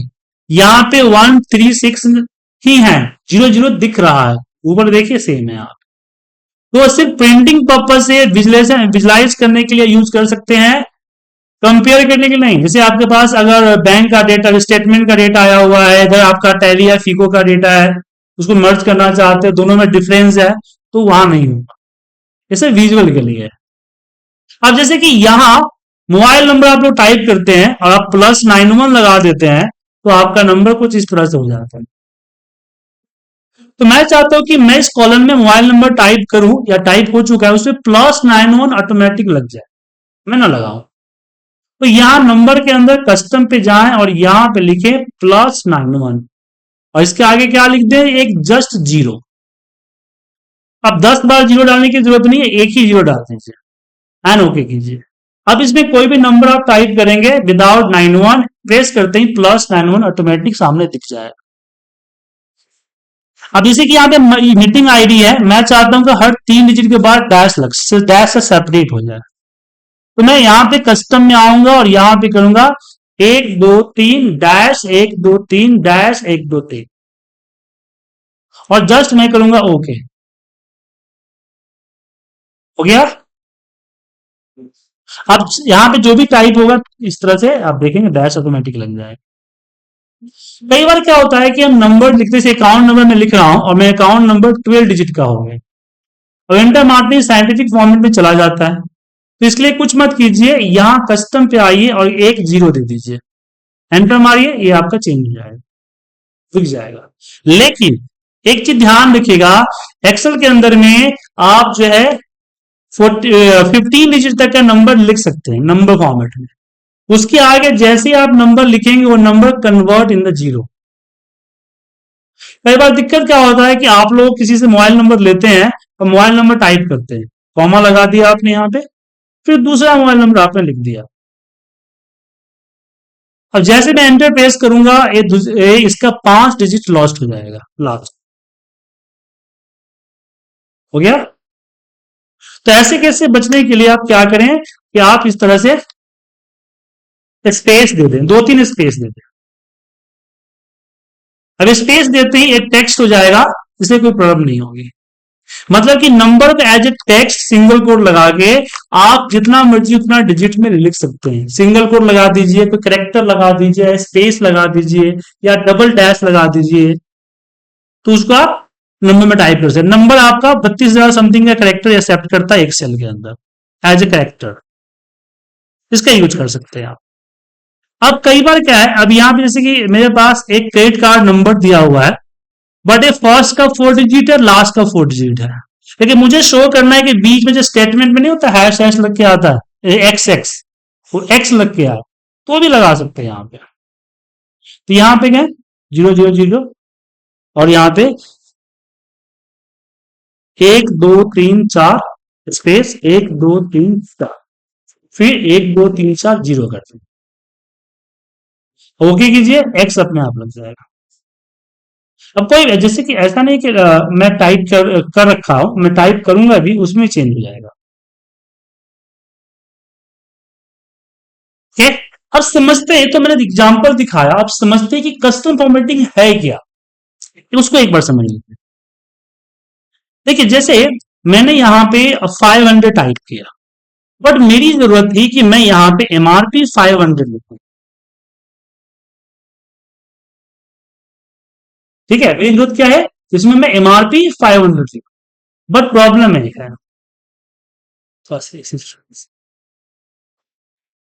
ओके,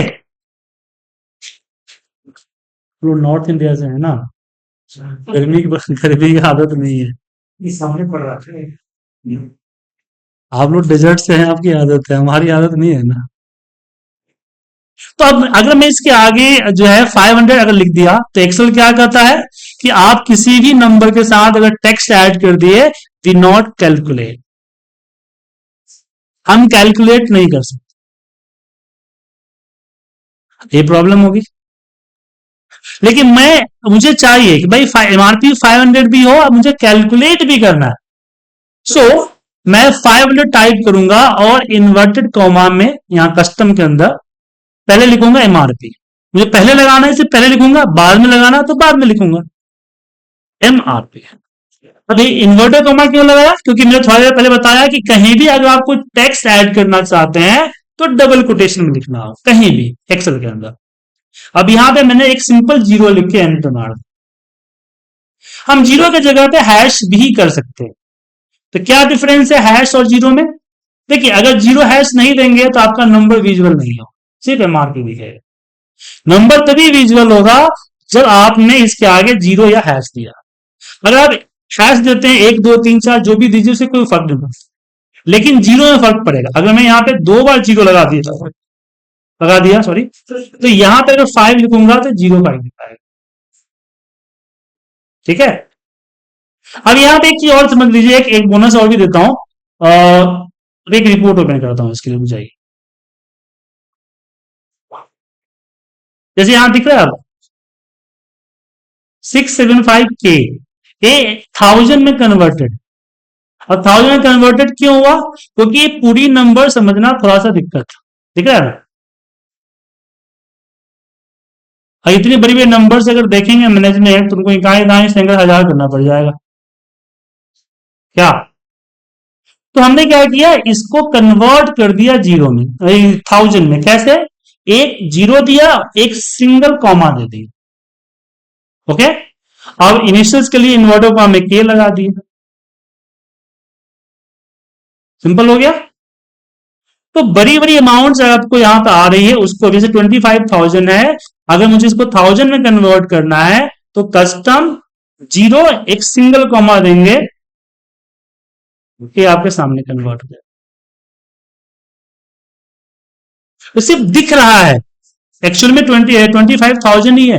अगर मुझे मान लीजिए 100,000 सॉरी 100 का 1000 का एडिशन करना है, ये देखिए 26 कैलकुलेट हो गया, सिर्फ दिख रहा है।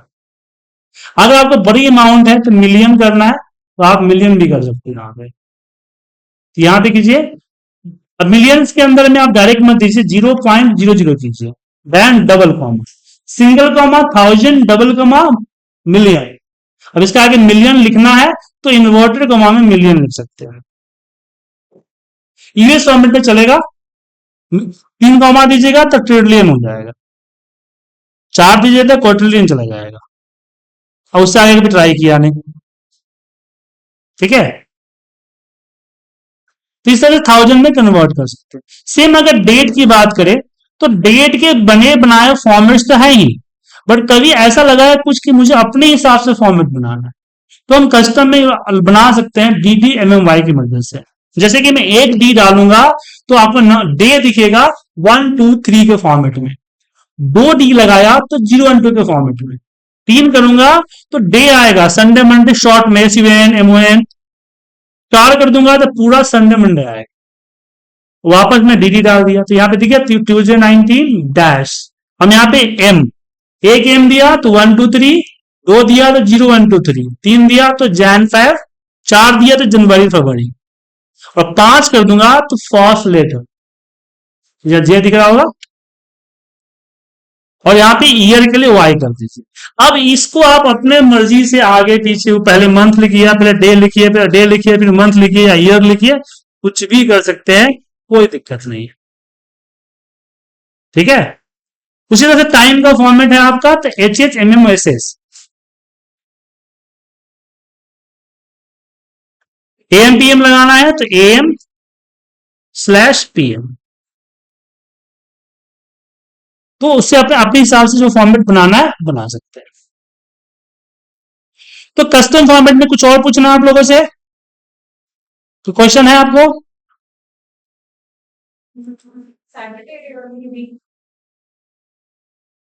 एक मिनट, इसकी बात कर रहे हैं। हाँ, तो इसमें क्या है कि अगर आपने 4 बार डी लिखा, डी हो गया आपका डे डिमिनेट किया, एम आपका मंथ, और वाई ईयर, नंबर बढ़ाएंगे, 1 किए तो 1 2 3 में आएगा, 2 किए तो 2 0 1 के, 3 करेंगे तो संडे मंडे शॉर्ट में, 4 करेंगे तो संडे मंडे फुल में आएगा। सेम आपका मंथ, और आपको पहले क्या लिखना है आपकी डिसाइड है, आप अपने हिसाब से पहले मंथ लिखे या पहले डे लिखें, जो देना चाहे दे सकते हैं आप। ओके, आगे बढ़े। अब हम बात करेंगे कंडीशनल फॉर्मेटिंग के बारे में। कंडीशनल फॉर्मेटिंग देखिए अभी जो हम फॉर्मेट कर रहे थे उसमें सेल के अंदर क्या वैल्यू से कोई लेना देना नहीं था। जैसे मैंने यहाँ पे अगर कलर कर दिया, अब इसमें कैश लिखा हो, ऑनलाइन लिखा हो, नंबर लिखा हो, एनीथिंग लिखा हो, कोई प्रॉब्लम नहीं है। लेकिन मैं चाहता हूं कि मेरे हिसाब से हाईलाइट हो, जैसे क्वांटिटी का कॉलम दिख रहा हो, मैं चाहता हूं जो 15 से ऊपर है ना वो हाईलाइट।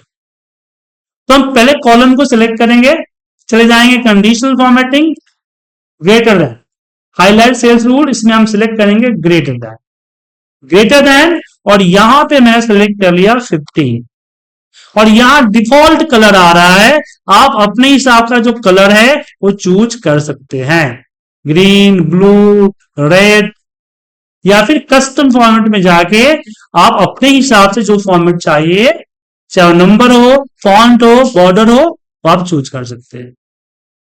ओके कीजिए, ओके कीजिए, ये अप्लाई, और अप्लाई नहीं होगा, मेंटेन भी हो।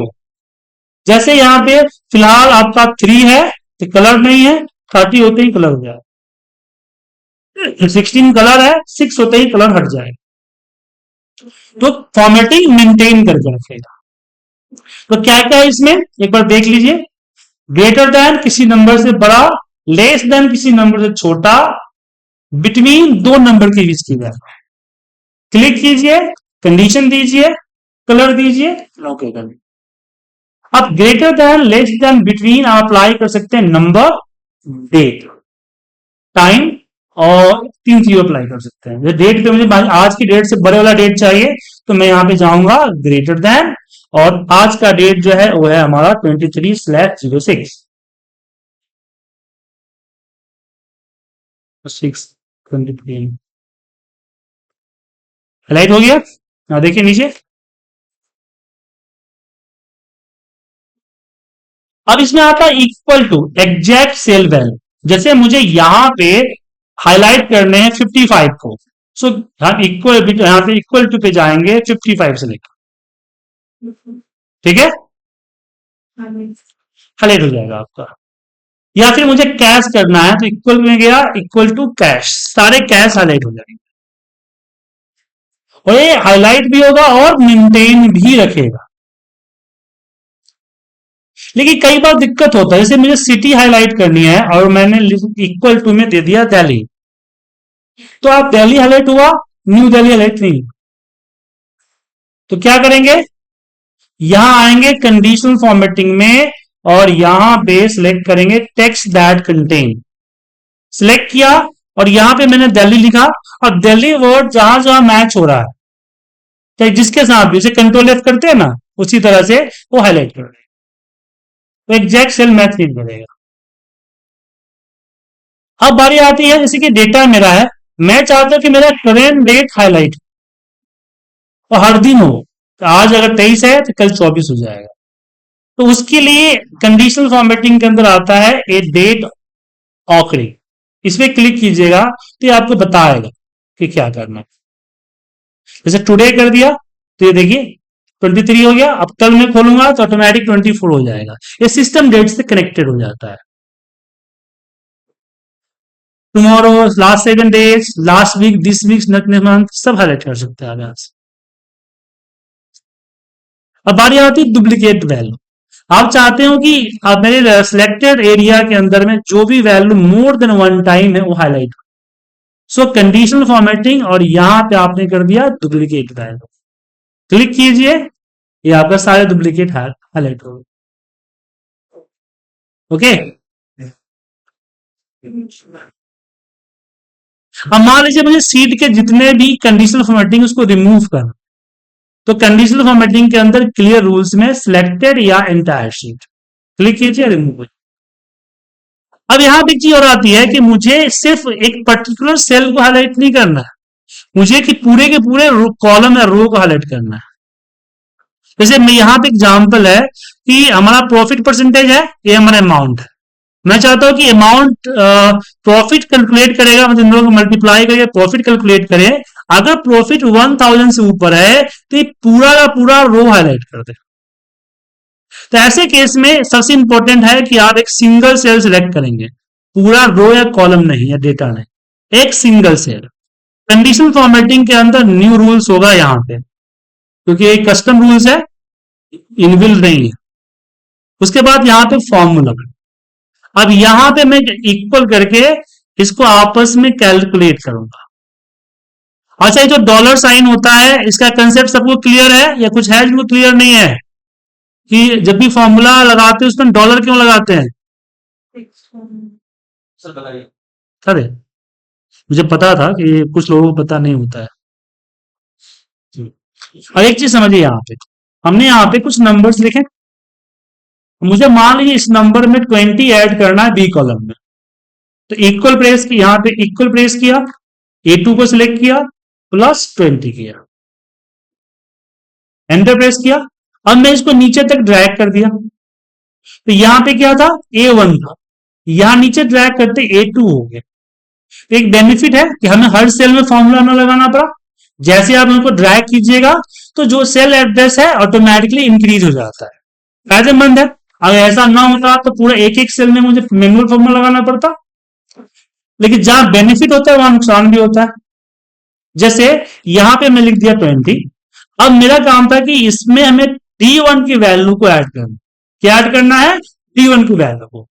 लेकिन जैसे ही नीचे ड्रैग किया, A2 हमारा A3 हुआ, तो यहां D1 भी D2 होगा। अब मैं चाहता हूं कि ऐसा ना हो, D1 फिक्स रहे, तो हम इस 1 के आगे डॉलर का साइन लगा देंगे। तो एक्सेल समझा कि इसको कांस्टेंट रखना है, एब्सोल्यूट करना है, फ्रीज करना है, कई नामों से जाना जाता है इसको। अब एंटर प्रेस करके नीचे करेंगे तो देखिए सब में आपका 1 फिक्स होगा। लेकिन मैंने सिर्फ 1 के आगे, देखिए हर सेल एड्रेस में दो चीजें होती है, कॉलम एंड रो, तो हमने रो नंबर के आगे लगाया तो हमने रो को फ्रीज किया। मतलब ऊपर से नीचे में ड्रैग करूंगा तो नहीं बढ़े, लेकिन जब लेफ्ट टू राइट करूंगा तो डी हमारा ई हो जाए। तो आपको इसके आगे भी लगाना चाहिए, तो जहां जरूरत है उसके आगे आप लगाइए। तो सेम थिंग यहां हो रहा है। तो यहां हम चले गए न्यू रूल्स, यूज फॉर्मूला, और यहां हमने सिलेक्ट किया अमाउंट मल्टीप्लाई बाय प्रॉफिट। अभी जो रो मुझे ऊपर से नीचे ड्रैग करना है, तो रो के आगे का डॉलर हटा दूंगा, ताकि जो 2 है वो 3 बन जाए, 4 बन जाए, 5 बन जाए। अब इसके आगे हम देंगे अपना लॉजिकल ऑपरेटर कि greater than equal to 1000। Format भी क्लिक किया और यहां पे फॉर्मेटिंग दिया, देन ओके एंड देन। और फिर यहां फॉर्मेट पेंटर से लिया और जितना डेटा उसमें पेंट कर दिया। लेकिन ध्यान रखिएगा कि जो डेट का फॉर्मेट था वो भी सब पे अप्लाई है, तो इस सबको फिर आपको मैनुअल करना पड़ेगा कि भाई इसको डेट कर दे, सर इसको नंबर कर दे, इसको भी नंबर कर दे, और इसको परसेंटेज कर दे। ठीक है, साथ में यहाँ पे आपका ये होता है डेटा बार होता है। डेटा बार लगाने से पता चलता है कि कौन बड़ा है कौन छोटा है। आइकन सेट है, आप आइकन चार्ट से भी यूज लगा सकते हैं कि भाई कौन बड़ा है कौन छोटा है कौन मिडल है, ये आपको इंडिकेट करता है। बड़े डेटा पे कंपेयर करना मुश्किल होता है ना, तो कौन हायर में कौन सा है, 3 भागों में बांट दिया, हायर लोअर मिडल, इसने एक ग्रांड चार्ट बना दिया, तो यहां से आपको क्लियरली दिख जाता है। तो बड़े डेटा पे जहां हम चार्ट वगैरह यूज नहीं कर सकते वहां विजुलाइज कर सकते हैं, जिससे पता चलता है कि लोअर में है, अपर में है, मिडल में है। तो कंडीशनल फॉर्मेटिंग समझ में आया? कोई दिक्कत, कुछ पूछना है? आगे बढ़े। अब बात करते हैं प्रोटेक्शन।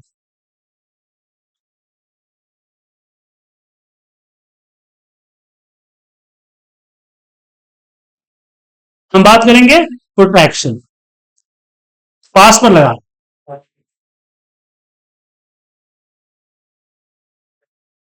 हेलो। हेलो। मैं चाहता हूं कि मेरे गैलरी में मेरा डेटा कोई चेंज ना कर सके, तो सीट के ऊपर जाइए, राइट क्लिक कीजिए, प्रोटेक्ट शीट, और यहां पे पासवर्ड डालिए। ओके कीजिएगा तो आपसे पूछेगा पासवर्ड कंफर्म करने के लिए। पासवर्ड लगाने से पहले मैं पहले बता दूं कि माइक्रोसॉफ्ट के अंदर किसी भी तरीके से पासवर्ड रिकवर करने का साधन नहीं है। अगर पासवर्ड भूल गए तो भूल जाइए डेटा। हालांकि इंटरनेट पे बहुत सारे हैं क्रैकर क्रैक कर देते हैं, अगर पासवर्ड इन द नंबर है तो हम भी क्रैक कर देते हैं, लेकिन पासवर्ड स्ट्रांग हुआ, जैसे अल्फा न्यूमेरिक हो, अंडरस्कोर लगा हो, स्पेशल करेक्टर हो, नंबर और कैपिटल लोअर हो, तो मुश्किल है। सो पासवर्ड लगाया, भूले तो डेटा भूल जाएगी। ठीक है, पहले बता देता हूं इसलिए सिखाने से पहले पासवर्ड कंफर्म कीजिए, अनोके कीजिए। अब यहां पे कहीं भी हम कुछ भी टाइप नहीं, चेंज नहीं कर सकते, बट कॉपी कर सकते हैं। अब मुझे कॉपी डिसेबल करना है, क्योंकि डेटा मेरा कॉपी भी ना कर सके। अब देखिए, कॉपी जो है पार्ट ऑफ विंडोज है, वो एक्सेल का पार्ट ही नहीं है, मतलब ये स्टेट गवर्नमेंट का डिपार्टमेंट ही नहीं है, सेंट्रल गवर्नमेंट का है, तो उसको चेंज नहीं कर सकते, डिसेबल नहीं कर। बट कॉपी करने के लिए जरूरत क्या पड़ती है, कुछ ऐसा सोचिए जिससे कॉपी नहीं हो सकता। सिलेक्शन, बिना रेंज को सिलेक्ट किए कॉपी थोड़ी कर लीजिएगा। सिंगल सेल, अब मान ब्लैंक सेल पे कॉपी करके क्या कर लीजिएगा, हैं? तो एक ब्लैंक सेल पे कर्सर रख के कर लीजिए प्रोटेक्शन। तो कैसे करेंगे, देखिए, जब हम प्रोटेक्ट शीट करते हैं, इसको अनप्रोटेक्ट करता हूं पहले, यहां से प्रोटेक्ट होता है, वहीं से अनप्रोटेक्ट होता है। प्रोटेक्ट शीट में नीचे कुछ चेक बॉक्स है, ये क्या है, अलाउ है, यूजर के अलाउ कर रहे हैं कि पासवर्ड देने के बाद एक काम कर सकते हैं आप, जैसे कि मैंने अलाउ कर दिया फॉर्मेट सेल, यहाँ पे पासवर्ड डाला, पासवर्ड को कंफर्म करके ओके किया, तो आप देखें कि मैं भले ही डेटा चेंज ना कर सकूं, बट इसके अंदर फॉर्मेटिंग कर सकता हूं। तो ये क्या है, परमिशन है। ठीक है, तो यहां पे जब अनप्रोटेक्ट, जब प्रोटेक्ट करते हैं, तो दो डिफॉल्ट परमिशन होता है, सिलेक्ट लॉक सेल और सिलेक्ट अनलॉक सेल। ओके, तो सेल, जो सेल है, इसकी प्रॉपर्टी दो तरह की होती है, लॉक्ड, अनलॉक्ड। तो एक सिंगल सेल पे यहां क्लिक किया और राइट क्लिक किया और कर दिया प्रोटेक्ट शीट, और ये परमिशन हटा दी है। ठीक है, अब पासवर्ड डाला, पासवर्ड कंफर्म किया, एन ओके किया, अब कहीं क्लिक ही नहीं होगा, कॉपी क्या करेगा। तो यहां तक क्वेश्चन नंबर से कंट्रोल सी कर दिया, तो एक ब्लैंक सेल कॉपी होगा। तो कॉपी डिसेबल नहीं कर सकते, क्या होगा, हम सिलेक्शन डिसेबल कर देंगे। ठीक,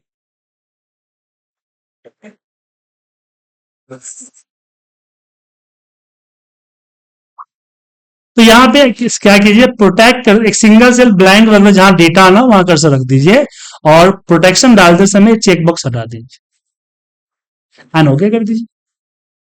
ठीक है, पासवर्ड डाल के ओके कीजिएगा। मैं पासवर्ड नहीं डालता, जो भूल जाता हूँ इसलिए। ओके, अब कहीं क्लिक ही नहीं हो, कहीं क्लिक नहीं हो, समझ गए।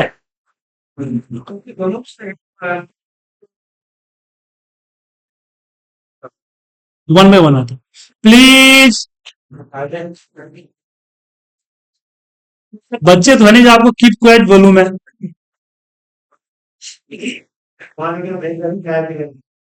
ले लीजिए, हम ठंडी ही पीते हैं।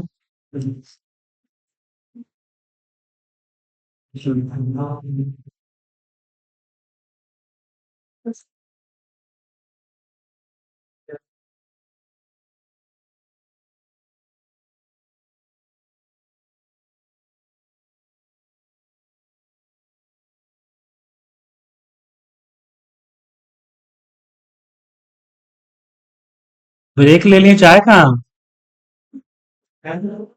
ब्रेक ले लिए, चाय कहाँ आपका। अच्छा।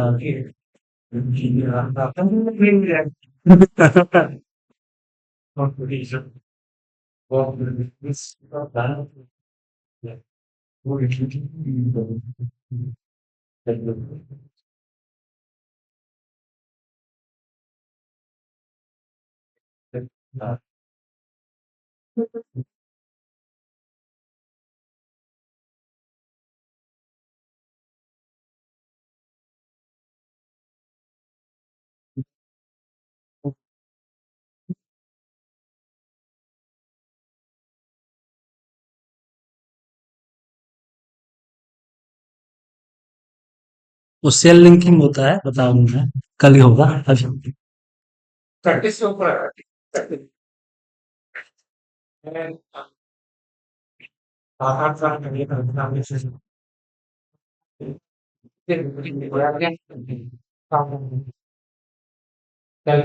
तो मुझे किसने सिखाया? मैंने तो अपने आप सीखा।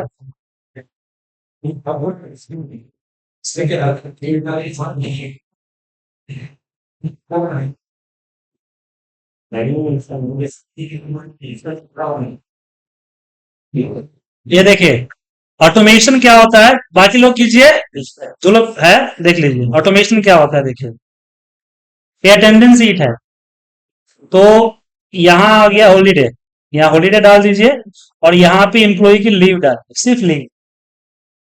आपको अटेंडेंस नहीं डालना है कि 31 दिन में कितना दिन में छुट्टी किया हो। एवरेज 2 दिन छुट्टी होता है एम्प्लॉय, एवरेज पूरी कंपनी निकाला जाए तो एक एम्प्लॉय की 2 दिन की छुट्टी होती है। सिर्फ 2 दिन की एंट्री करने की ऑटोमेटिक अटेंडेंस मिल जाएगा, और हर मंथ का बनेगा, चेंज द मंथ, और उसी महीने के हिसाब से पूरा अटेंडेंस बदल जाएगा, पूरा उसका लीव, उसका सब कुछ काउंट हो जाएगा, एवरीथिंग काउंट हो जाएगा। फरवरी में 28 दिन होते हैं, देखिए 28 दिन तक 29 दिन थे, 2024 का है। और अगर मैं जनवरी किया तो 31 का है, तो ऑटोमेटिक 31 हो जाएगा। डिफरेंट डे पे भी वो प्रोसेस को कैसे निकालेंगे? तो यहाँ डालना होगा लीव में, हर किसी का प्रेजेंट के अलावा जो भी है डाल दीजिएगा। वो क्या, इसमें क्या डाला हुआ है कि ये पहले चेक करेगा कि ये एम्प्लॉय कोड इस डेट का एंट्रीज में है कि नहीं।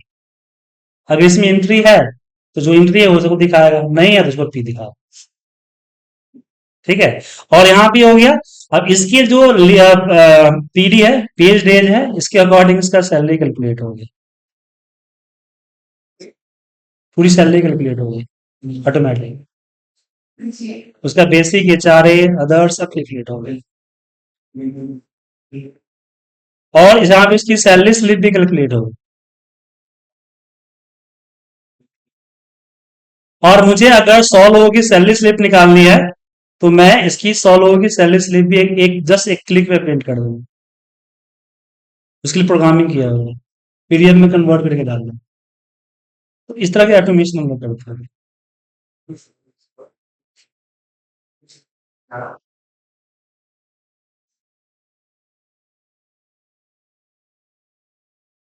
हो गया ब्रेक? हाँ हो गया सर।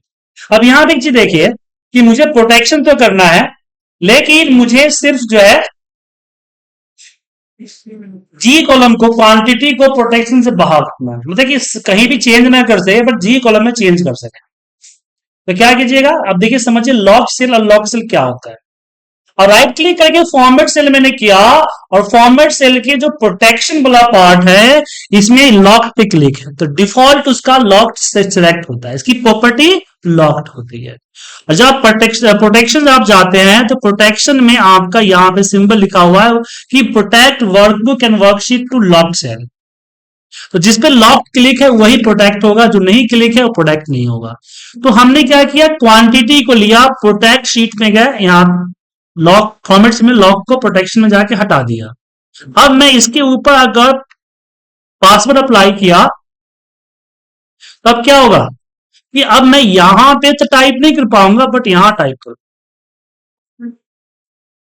अब इसका बेनिफिट क्या होता है चलिए बताता हूं आपको। इसके लिए मुझे एक डेटा शीट तैयार करना होगा, रुक जाइए 2 मिनट।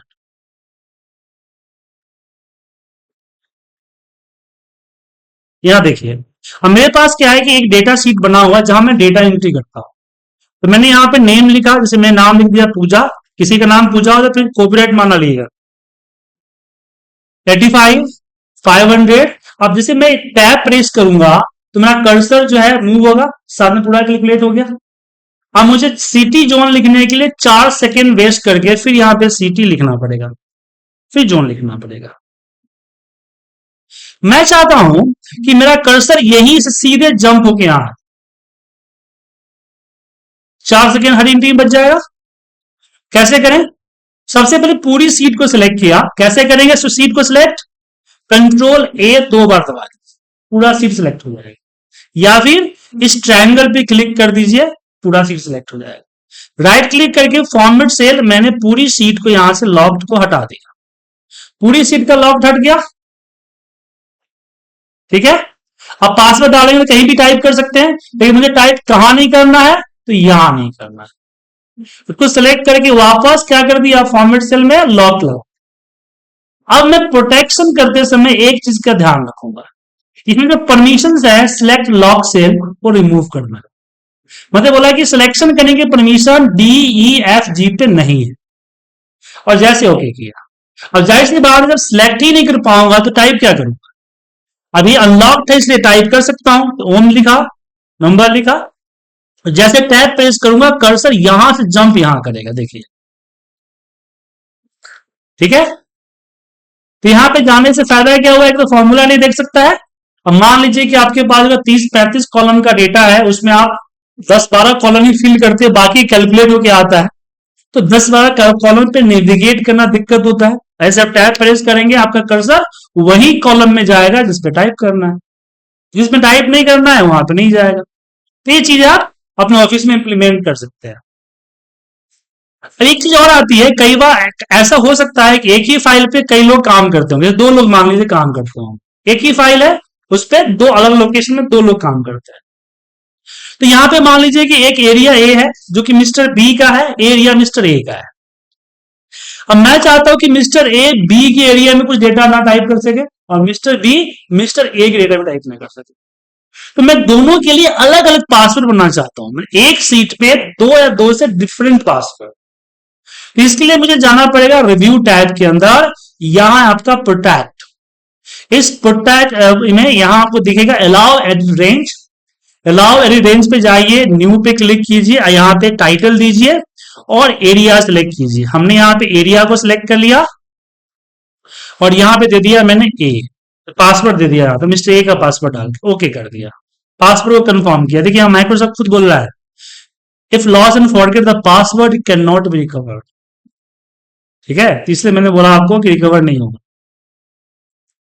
यहां पे न्यू, ये मिस्टर बी का, और यहां पे हमने मिस्टर बी का एरिया सेलेक्ट कर लिया, वहां पे मिस्टर बी का पासवर्ड डाल, देन ओके, पासवर्ड कंफर्म किया, then okay, apply and okay.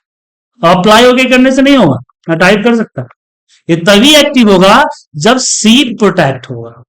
जैसे सीट में हमने पासवर्ड डाला, पासवर्ड को कंफर्म करके ओके किया, अब मैं इन दोनों एरिया के अलावा तो टाइप कर ही नहीं सकता, लेकिन जैसे इस पे टाइप करने जाऊंगा मुझसे पूछेगा पासवर्ड, ठीक है। और जैसे मैं पासवर्ड डाल दिया तो मिस्टर ए के एरिया में काम कर सकता हूं, मिस्टर बी के एरिया में काम नहीं कर सकता। मिस्टर बी का पासवर्ड डालना, ये पासवर्ड एक बार पासवर्ड डाल दिया तो दो कब तक नहीं डालना पड़ेगा, जब तक कि फाइल रीओपन नहीं होती है।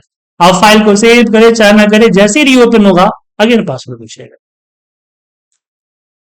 एक बार सेव करना पड़ेगा, जब एक लगाते तब सेव करना पड़ेगा, उसके बाद सेव करे ना करे उससे फर्क नहीं पड़ता, ओके। लेकिन अभी भी मेरा सीट सिक्योर नहीं है, कोई भी आएगा सीट को डिलीट कर देगा, पूरी सीट ही डिलीट कर देगा।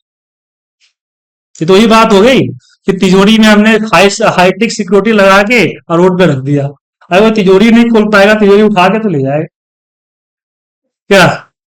तो इसके लिए आपको यहां प्रोटेक्ट वर्कबुक, किसी ने पूछा था अभी, प्रोटेक्ट वर्कबुक, ये प्रोटेक्ट वर्कबुक पे पासवर्ड डाल के पासवर्ड को ओके करते हैं तो ये स्ट्रक्चर को प्रोटेक्ट कर देता है। मतलब अब इसमें आप किसी भी तरह का कोई सीट इंसर्ट, डिलीट, रिनेम नहीं कर सकते, सीट फुल्ली लॉक हो गया। बट फाइल अभी भी लॉक नहीं है, फाइल को ओपन करने के लिए ओपन कर सकता है।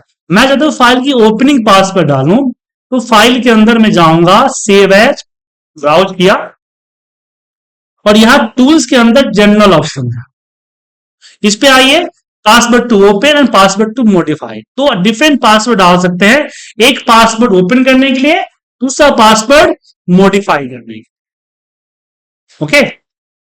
अगर मॉडिफाई पासवर्ड नहीं है तो क्या होगा, रीड ओनली ओपन, उससे क्या होगा, आपकी ओरिजिनल फाइल में चेंजिंग नहीं हो, ठीक है। लेकिन इसके लिए सेव एज करना पड़ेगा, अब मेरी पुरानी फाइल है उसको सेव एज करूंगा दिक्कत हो जाएगी, उसे बहुत सारे डेटा लिंक है, नया नाम नया लोकेशन बन जाएगा। तो ऐसे केस में हमारे पास इन्फो के अंदर, फाइल मेनू बार के अंदर इन्फो होता है, इस इन्फो के अंदर आता है एनक्रिप्ट विथ पासवर्ड। इसमें फाइल को बिना सेव एज किए या आप यहां पे पासवर्ड लगा सकते, बट ओपनिंग पासवर्ड, ये आपका फाइल ओपन होगा। ठीक है, तो फाइल को प्रोटेक्ट करना सीख गया, कोई दिक्कत, कुछ और पूछना है? लेकिन ध्यान से केयरफुल के पासवर्ड लगाइएगा, पासवर्ड भूल गया तो भूल गए, ठीक है ना, इसे ध्यान से लगाइए।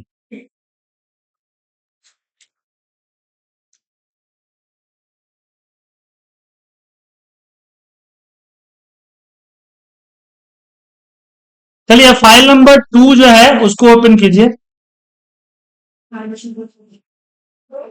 पिवट टेबल वाली जो फाइल है उसको ओपन कीजिए।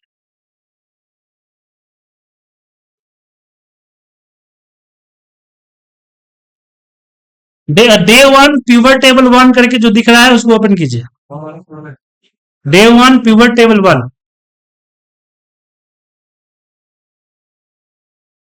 डे 1 की 2 फाइलें, सिर्फ डे 1 लिखा है, एक में डे 1 पिवट टेबल लिखा है।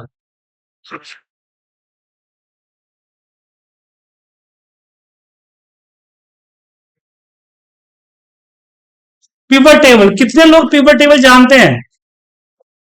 कोई है जो पिवट टेबल नहीं जानते हैं, कभी अप्लाई नहीं किया? नहीं, बाकी लोग पिवट टेबल जानते हैं?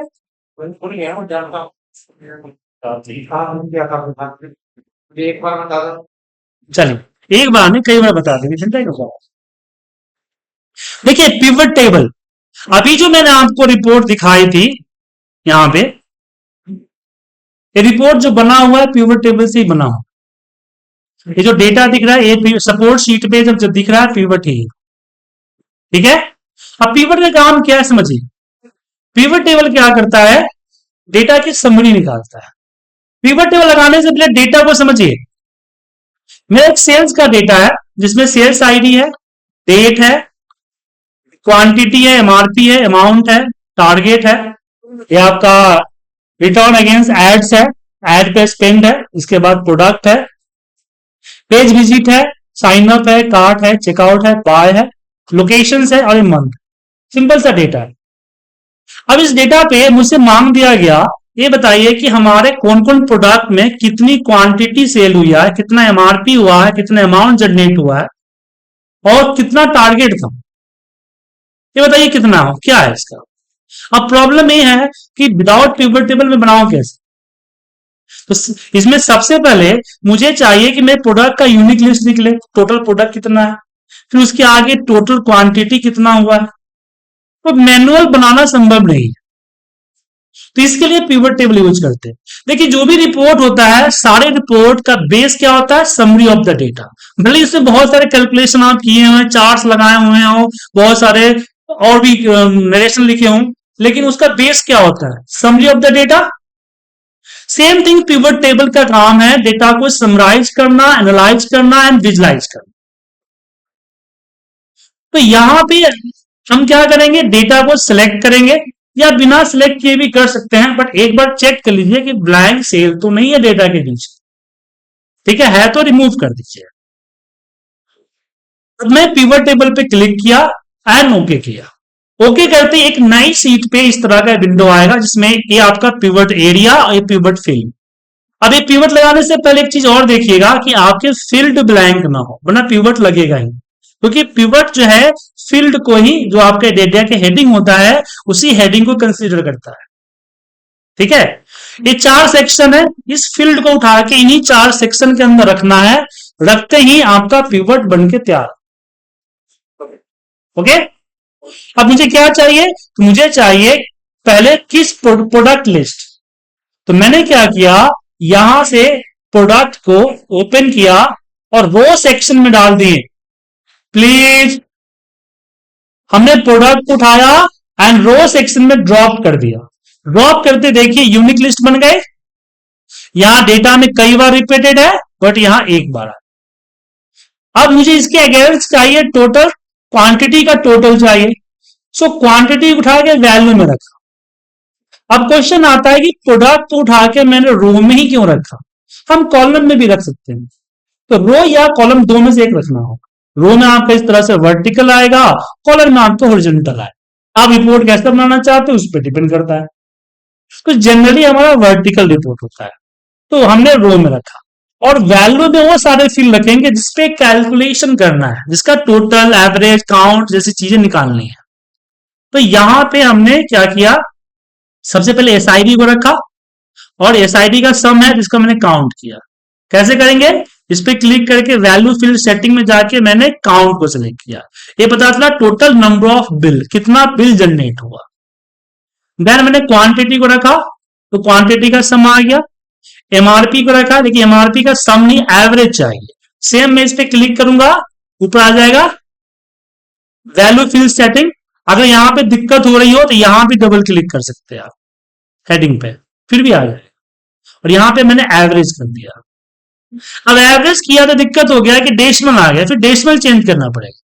तो आपको पता है कि एवरेज वगैरह में डेसिमल्स आने के चांसेस हैं, आपको डेसिमल नहीं चाहिए। तो जब आपने एवरेज किया ना, उसी के नीचे नंबर फॉर्मेट था, उस पर क्लिक करके हम यहाँ पे नंबर पे यहाँ 0 कर दीजिए, एंड ओके कर दीजिए। हालांकि मैं बाहर भी कर सकता हूं, लेकिन इसके लिए डेटा सिलेक्ट करके फिर करना पड़ेगा, वहां डेटा सिलेक्ट करने की जरूरत नहीं पड़ेगी। एवरेज के बाद मैंने यहाँ पे अमाउंट रख दिया, और यहाँ पे हमने टारगेट रख दिया, अमाउंट एंड टारगेट। क्लिक करने से लग जाता है। अब ये तो आ तो गया, बट इसकी थोड़ी सी फॉर्मेटिंग करनी है। उससे पहले जो हेडिंग है यहाँ पे वो चेंज करना है। तो हेडिंग को हम चेंज कर सकते हैं। जैसे रो लेवल है, इसके जगह पे हम क्या लिख देंगे, हम लिख देंगे प्रोडक्ट। फिर रो लेवल समझ में नहीं आएगा ना क्या है। एसआईडी है, यहां पे लिख देता हूं बिल। क्वांटिटी यहां लिखता हूं sold quantity. Rate, sum of amount. और यहाँ पे अमाउंट लिख के स्पेस लाऊंगा तो अमाउंट नहीं लेगा, वो नाम नहीं लेगा जो नाम यहाँ अवेलेबल है। लेकिन आपको डालना है, सेम डालना है, तो कुछ नहीं कीजिएगा, स्पेस डाल दीजिए सिर्फ। ठीक है। और यहाँ पे टारगेट, यहाँ पे सेट, ठीक है, ऐसे डाल दीजिए। अब इसकी कलर वगैरह करने के लिए आप इसको सिलेक्ट करके जो नॉर्मल आप कलर करते हो तो कर ही सकते हैं, पर उसमें टाइम कंज्यूम होगा।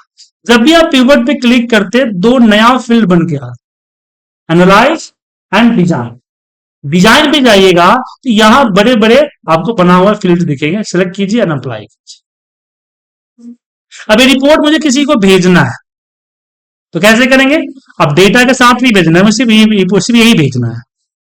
तो सीट के ऊपर राइट क्लिक कीजिए, move and copy, create copy पे क्लिक कीजिए, और यहां से लीजिए न्यू वर्क।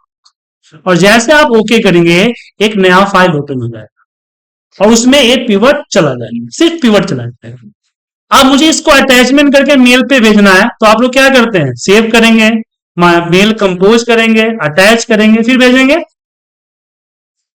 लेकिन मैं ऐसा नहीं करूंगा, मैं फाइल में आऊंगा और सीधे जाऊंगा शेयर पे, और शेयर में सिलेक्ट करूंगा ईमेल, ईमेल अटैचमेंट। अब क्या होगा, ऑटोमेटिकली मेरा आउटलुक क्रिएट होगा, ओपन होगा, मेल क्रिएट होगा, और अटैचमेंट ऐड हो जाएगा। तो हैंग हो रहा है क्योंकि आउटलुक कॉन्फ़िगर शायद नहीं होगा, शायद आउटलुक कॉन्फ़िगर नहीं होगा मेरे उस डेस्कटॉप वाले पीसी पे, आउटलुक कॉन्फ़िगर। नहीं, मेरे पास भी है, पबमेल है, लेकिन वो मेरे पीसी पे है, इसमें नहीं है। कहाँ जाओ, है क्यों हो रहा है इधर।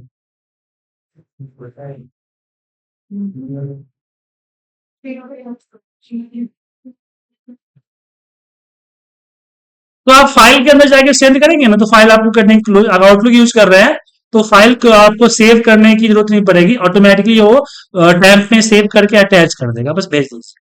बस एक ही दिक्कत होगी, वो डाउनलोड करके से रीओपन करेगा तो वहां उसके रीड ओनली ओपन।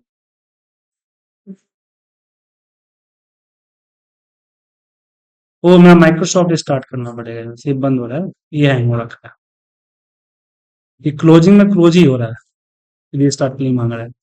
ठीक है, तो आगे बढ़ते हैं। अब मान लीजिए कि मुझे मंथ वाइज टोटल क्वांटिटी और आपका टारगेट का फ्लो देखना है चार्ट में, पिवट है चार्ट होना चाहिए। तो ऐसे केस में मैं इंसर्ट करूंगा पिवट टेबल एंड ओके, और यहां हमने क्या किया, मंथ को उठा के डाला। अब मंथ में देखिए जनवरी फरवरी नहीं आ रहा पहले, तो इसको क्लिक करके मूव कर सकते हो, ठीक है, क्योंकि ये जैन डेटा के अंदर जो मंथ है ना, ये टेक्स्ट है, हमने मंथ अलग से निकाला हुआ, ये डेट का मंथ नहीं है, इसलिए। अब इसके आगे मैंने अपना रखा टोटल क्वांटिटी और इसका टारगेट। अब आपको कुछ नहीं करना है, इस पे पिवट पे क्लिक करना है, जस्ट एक सेल क्लिक करना है, इंसर्ट पे जाना है, और आपको अगर चार्ट चाहिए ये लगा लीजिए, लाइन चार्ट चाहिए लाइन चार्ट ले लीजिए, जो चार्ट लेना है ले सकते हैं यहां से आप, वो आपके पिवट के साथ अटैच हो जाएगा, ठीक है।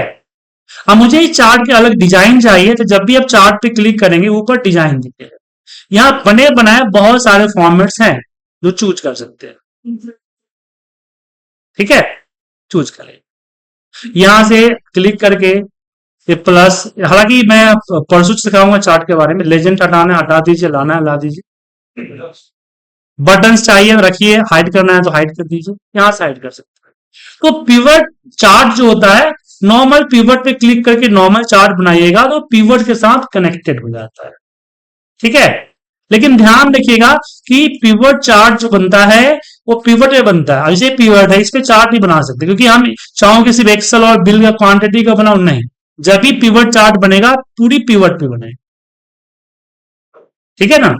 तो आपको अलग अलग, तो जो मैंने अभी रिपोर्ट आपको दिखाई थी वहां भी सेम यही चीज है, जैसे कि मुझे अगर इस चार्ट के लिए चाहिए तो मैंने सपोर्ट शीट में इसका अलग चार्ट बना रखा है, पाई चार्ट चाहिए उसका अलग चार्ट बना रखा है, देखिए हर के लिए, हर जितने भी चार्ट्स हैं सबके लिए अलग अलग हमने पिवट बना रखा है, ठीक है, तो बना सकते हैं। अब बात करते हैं समरी के अंदर, और कि मुझे अगर मैट्रिक्स पिवट बनानी हो, जैसे मुझे पता करना है कि मेरा कौन सा प्रोडक्ट किस लोकेशन में कितनी क्वांटिटी सेल हो गई, तो ऐसे केस में भी हम पिवट लगा सकते हैं मल्टी इंफॉर्मेशन के लिए। जैसे कि मैंने यहां पे लोकेशन को रखा रो में, और हमने प्रोडक्ट को रख दिया कॉलम में, और क्वांटिटी जिसका सम तो हमेशा रखाएगा इसमें, ये आपका मैट्रिक्स बन गया, मैट्रिक्स पिवट बोला जाता है, रो एंड कॉलम। अब इसमें कहीं के तो ब्लैंक है, इट मीन्स इस लोकेशन के इस प्रोडक्ट में सेल नहीं हुआ। अब ब्लैंक रखना रखिए, अगर चाहते इसके फील बीच में जीरो फील हो जाए, सो राइट क्लिक कीजिए, यहां पिवट टेबल ऑप्शन, कहा पिवट टेबल ऑप्शन, अब यहां पे हमने जीरो डाला एंड ओके कर दिया, या कुछ भी डाल सकते हो उसकी जगह पे, लेकिन जीरो सही रहेगा, यहां कुछ भी डाल सकते, आ गया। और यहां से आप डिजाइन में जाइए, अपना फॉर्मेट्स ले लीजिए। लेकिन याद रखिएगा, जैसे मुझे दो चीज, मुझे यहाँ पे अमाउंट भी चाहिए, तो मैंने यहाँ अमाउंट डाला, तो देखिए बड़ा हो, तो इसमें अगर वैल्यू में ज्यादा रख रहे हैं, अमाउंट भी चाहिए, फिर मुझे यहाँ पे मेरा ये स्पेंड भी चाहिए, तो ये वर्टिकली बढ़ता चला जाएगा, क्योंकि दिक्कत करेगा। उस केस में मैं प्रोडक्ट को उठाऊंगा और यहां रो में रखूंगा, इस तरह से दिखा। बट ये रिपोर्ट, इसमें एक फायदा और भी होगा कि मैं इसको कोलैप्स एक्सपेंड कर सकता हूं, मैंने कोलैप्स कर दिया तो सिर्फ प्रोडक्ट रिपोर्ट आ गई। अब मैं एक पे अगर वीवीए पे क्लिक किया तो वीवीए की रिपोर्ट आ गई, सिर्फ पूरा एक्सपेंड करना है तो यहां पे एक्सपेंड ऑल कीजिए, एक्सपेंड ऑल हो जाएगा, ठीक है। लेकिन ध्यान रखिएगा, और ये रिपोर्ट तभी बनेगी जब किसी को मुझे एज ए पिवट टेबल भेजना हो। कई बार हम पिवट टेबल लगाने के बाद कॉपी करके वैल्यू पेस्ट करते हैं, जैसे मैंने इसको कॉपी किया और यहां पे किया वैल्यू पेस्ट। अब समझना मुश्किल है कि कौन सा प्रोडक्ट है कौन सा लोकेशन, सो एक ही जगह आ गए ना, यहां तो दिख रहा है साफ साफ, बट यहां नहीं दिख रहा है। तो यहां मुझे चाहिए टेबुलर फॉर्म, मतलब कि एक कॉलम में मेरा प्रोडक्ट, दूसरे कॉलम में मेरी लोकेशन। तो इसके लिए हम पिवट पे क्लिक करेंगे और चले जाएंगे डिजाइन पे, यहां दिखेगा रिपोर्ट लेआउट जिसमें आता है टेबुलर फॉर्म, अलग अलग हो गया। अब जैसे ये देखिए यहां पे जो वीवीए का टोटल सब टोटल धरा है, इसको नहीं रखना, या हट गई है तो वापस लाना है, तो इस पर राइट क्लिक कीजिए, यहां दिखेगा सब टोटल प्रोडक्ट, चेक कीजिए, अब मैं चाहता हूं कि जो एक्सेल इस तरह से गैप है ना, एक गैप ना रहे, ये पूरा यहाँ रिपीट हो जाए, एक्सेल एक्सेल वी पावर वी इस तरह से। तो यही आपको जहां पे टेबलर फॉर्म लिया था उसी के नीचे देखिएगा रिपीट ऑल आइटम। कई बार क्या चाहिए होता है कि हर प्रोडक्ट के बाद एक ब्लैंक रो आ जाए, इसी के बगल में ब्लैंक रो दिखेगा, इंसर्ट ब्लैंक रो, एक ब्लैंक रो आ गया, मुझे हटाना है, नहीं चाहिए, रिमूव। मुझे रिपीट भी नहीं चाहिए, डू नॉट रिपीट। मैं चाहता हूं इसको मर्ज करना, तो मैं यहां अगर मर्ज करूंगा तो प्रॉब्लम नहीं। तो ऐसे केसेस में क्या करेंगे, राइट क्लिक करेंगे, यहां पे जाएंगे पिवट टेबल ऑप्शन और यहां कर देंगे मर्ज। ये हमारा मर्ज हो गया। अब यहां पे ध्यान रखिए कि एक्सेल के अंदर पुणे ने 3788 पीसेस सेल क्वांटिटी सेल किया। मुझे इस पे शंका लग रहा है, मुझे इसका डेटा देखना है। तो जनरली आप जाएंगे डेटा में फिल्टर करेंगे, फिर देखेंगे। उससे अच्छा है, क्योंकि फिल्टर तो यहाँ भी है आपका, यहाँ भी बहुत सारे फिल्ट्रेशन आप लगा सकते हैं, जैसे फिल्टर है ना, रख दिया मैंने।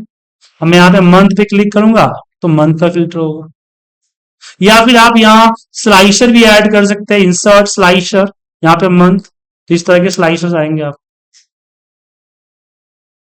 ये जो मैं रिपोर्ट्स में आपने देखे ना, ये जो देख पा रहे हो स्लाइसर ही है, पूरी रिपोर्ट चेंज हो रही है इससे, स्लाइसर ही है, ठीक है, स्लाइसर यूज कर सकते हैं। लेकिन मुझे पूरा डेटा चाहिए, तो मैं इसके ऊपर जाऊंगा, जस्ट डबल क्लिक करूंगा, तो सितंबर के एक्सेल के अंदर जो पुणे का सेल है उसका डेटा एक सीट पे कॉपी पेस्ट हो जाएगा, ठीक है, जस्ट डबल क्लिक। लेकिन कई बार कुछ लोगों की आदत होती है डबल क्लिक करने की, कई बार देखा मैंने, तो इसको डिसेबल करना है तो राइट क्लिक कीजिए, पिवट टेबल ऑप्शंस, और यहां पे आ जाइए आप डिस्प्ले, और यहां डेटा के अंदर enable show details unchecked and okay. आप डबल क्लिक कीजिएगा ना तो डेटा नहीं आएगा, पॉपअप आएगा, अलर्ट आएगा, ठीक है। अब चलिए कुछ पिवट की कैलकुलेशन को समझते हैं।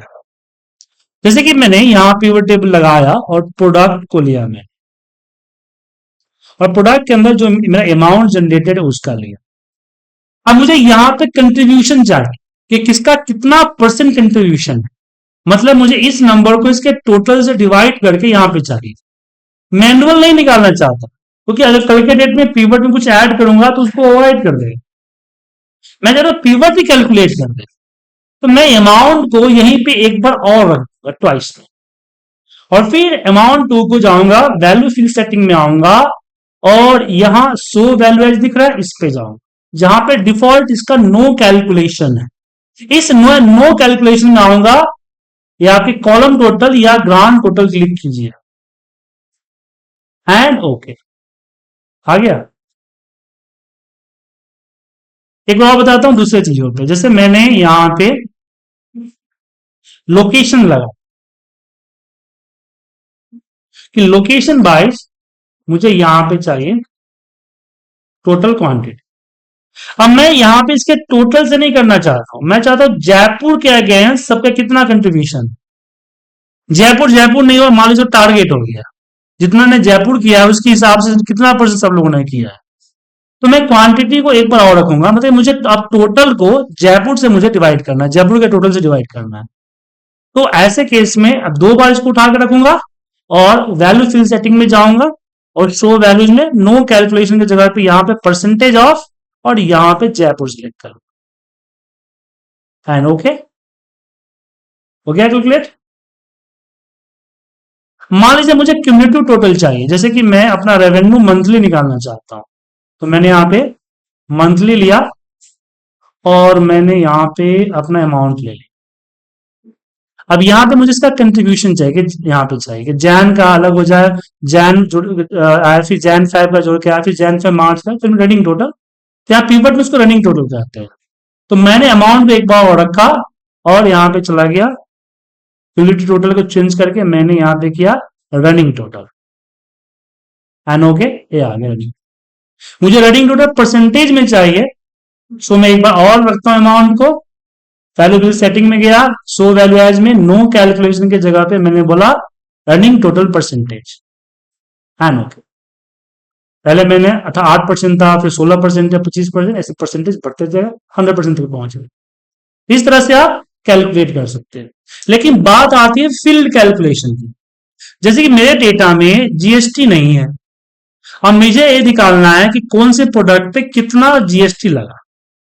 तो मैंने प्रोडक्ट वाइज क्या किया, जो प्रोडक्ट है प्रोडक्ट लिया, और प्रोडक्ट वाइज मैंने यहां पे अपना ले लिया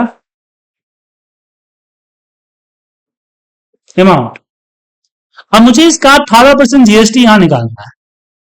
तो आप यहां फील्ड कैलकुलेशन में आइए, जब कुछ किसी फील्ड के साथ कैलकुलेट करना हो तो यहां पे फील्ड आइटम है, यहां पे एनालाइज के अंदर कैलकुलेटेड फील्ड आएगा, उस पे चले जाएं, और मैंने यहां पे लिखा जीएसटी, और यहां हमने किया अमाउंट,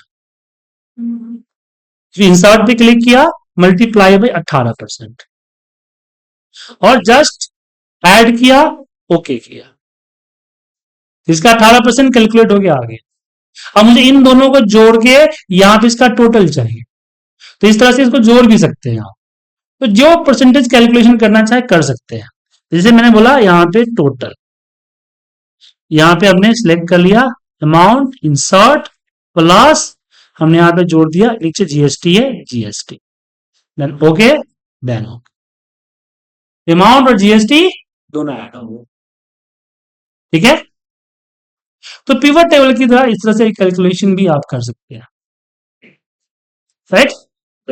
अब यहां पे अब कई बार मुझे पिवट, एक चीज और जान लीजिए, ये बोनस है, ठीक है, ये पिछले बैच को नहीं पढ़ाया है। जैसे डेटा है और मैंने एक रिपोर्ट तैयार किया, चलिए मैंने एक रिपोर्ट तैयार किया कि मंथ वाइज, लोकेशन वाइज, और हमने यहां पे अपना अमाउंट ले लिया, ठीक है, और ये हमारा आ गया प्रोडक्ट, फिल्टर में मैंने प्रोडक्ट रख दिया। अब मैं यहां से एक प्रोडक्ट को यहां पे क्लिक करूंगा एक्सेल का, तो यहां एक्सेल का आएगा। मैंने यहां पे वीवीए सिलेक्ट किया तो वीवी आएगा, पावर बीआई सिलेक्ट करूंगा पावर बीआई का आएगा, पैथन सिलेक्ट करूंगा पैथन का आएगा।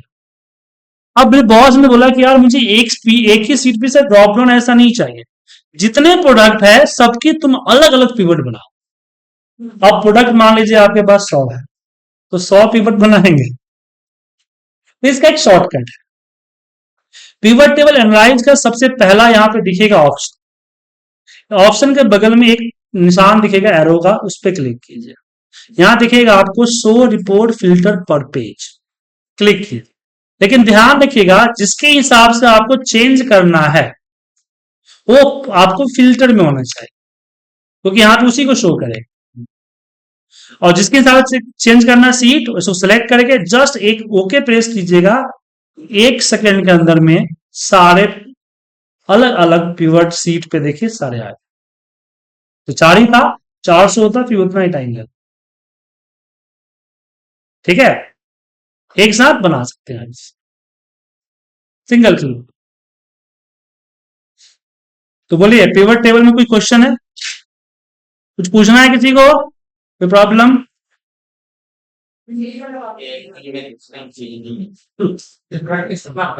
हम तो कहते हैं आप महीने में पूरा महीने राखी बुलाइए, हमको क्या दिक्कत, महीने के एक आध साल पढ़िए हमसे, हमने मना क्या किया। कोमल जी सुन रहे हैं ना, छुट्टी के लिए मेल डाल दो। भी तो टाइम होना है ना, अभी तो टाइम। हाँ चलिए बताता हूं क्या करना है। पहले आपको पिवट बनानी है, ठीक है। यहाँ पिवट टेबल आपने बनाया, और हमने यहाँ पे क्या किया कि हमने यहाँ पिवट, पहले अपनी पिवट तैयार की, जो भी पिवट है। अब कैसा क्या होगा उससे कोई लेना देना नहीं है, आप पिवट अपना तैयार करें। यहाँ पे आप अपना डिजाइन विजाइन भी जो करना है कर लीजिए, ठीक है।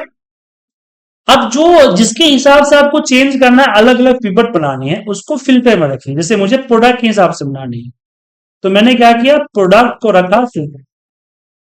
अब यहां पिवट टेबल, जब पिवट टेबल पे क्लिक करते हैं दो टैब आता है, एनालाइज और डिजाइन। एनालाइज पे क्लिक करें, पिवट टेबल एनालाइज, और इसका सबसे पहला प्रोडक्ट यहाँ पे ऑप्शन दिखेगा, साइड में आपको दिखेगा एक एरो, उस पर क्लिक करते तीन ऑप्शन आएगा। इसमें सेकेंड ऑप्शन है आपका पिवट, यहाँ पे शो रिपोर्ट फिल्टर पर पेज। इसको जैसे ओके करेंगे आपका जो फील्ड यहाँ फिल्टर में जो होगा उसका लिस्ट आएगा। अब यहाँ पे दो तीन भी हो सकता है, जरूरी नहीं कि एक ही हो। अब जिसके अकॉर्डिंग चेंज करना है उसको सिलेक्ट करके जस्ट ओके कीजिए। ओके करते ही सेकेंड के अंदर में आपका पिवट रेडी।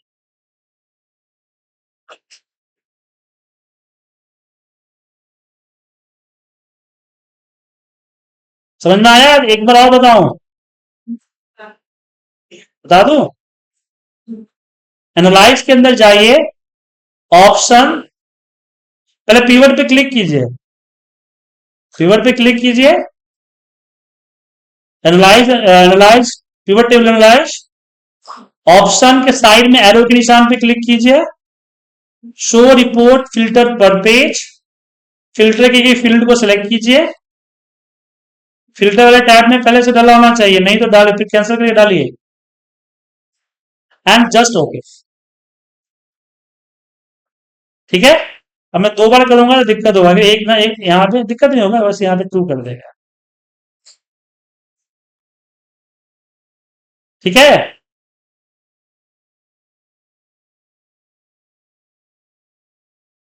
समझ गए? कोई क्वेश्चन, कोई दिक्कत?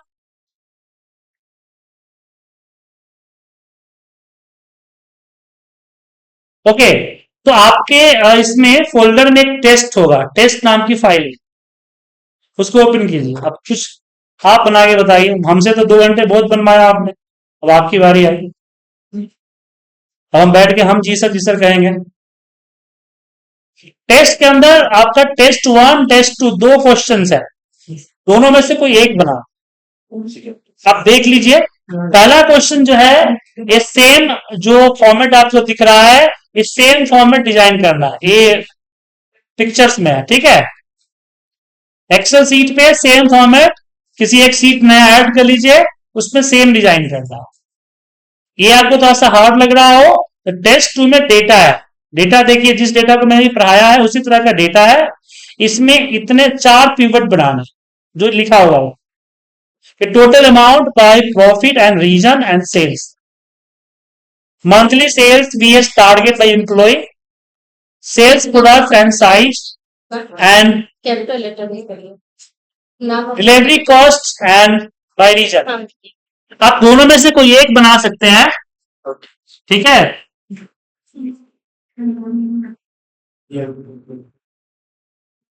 और बनाने के बाद मेरी ईमेल आईडी पे भेज दीजिए, मैडम कार्ड दे रही है, कार्ड पे ईमेल आईडी। और कभी भी अगर कुछ सेक्शन में पूछना हो कॉल कर सकते हैं। ठीक है, और कभी मैंने फोन नहीं उठाया तो आप व्हाट्सएप कर दीजिएगा, व्हाट्सएप कराता हूँ। अब जैसे क्लास हो रही है तो फोन नहीं उठा पाता, बट व्हाट्सएप कर देंगे तो उस पर जवाब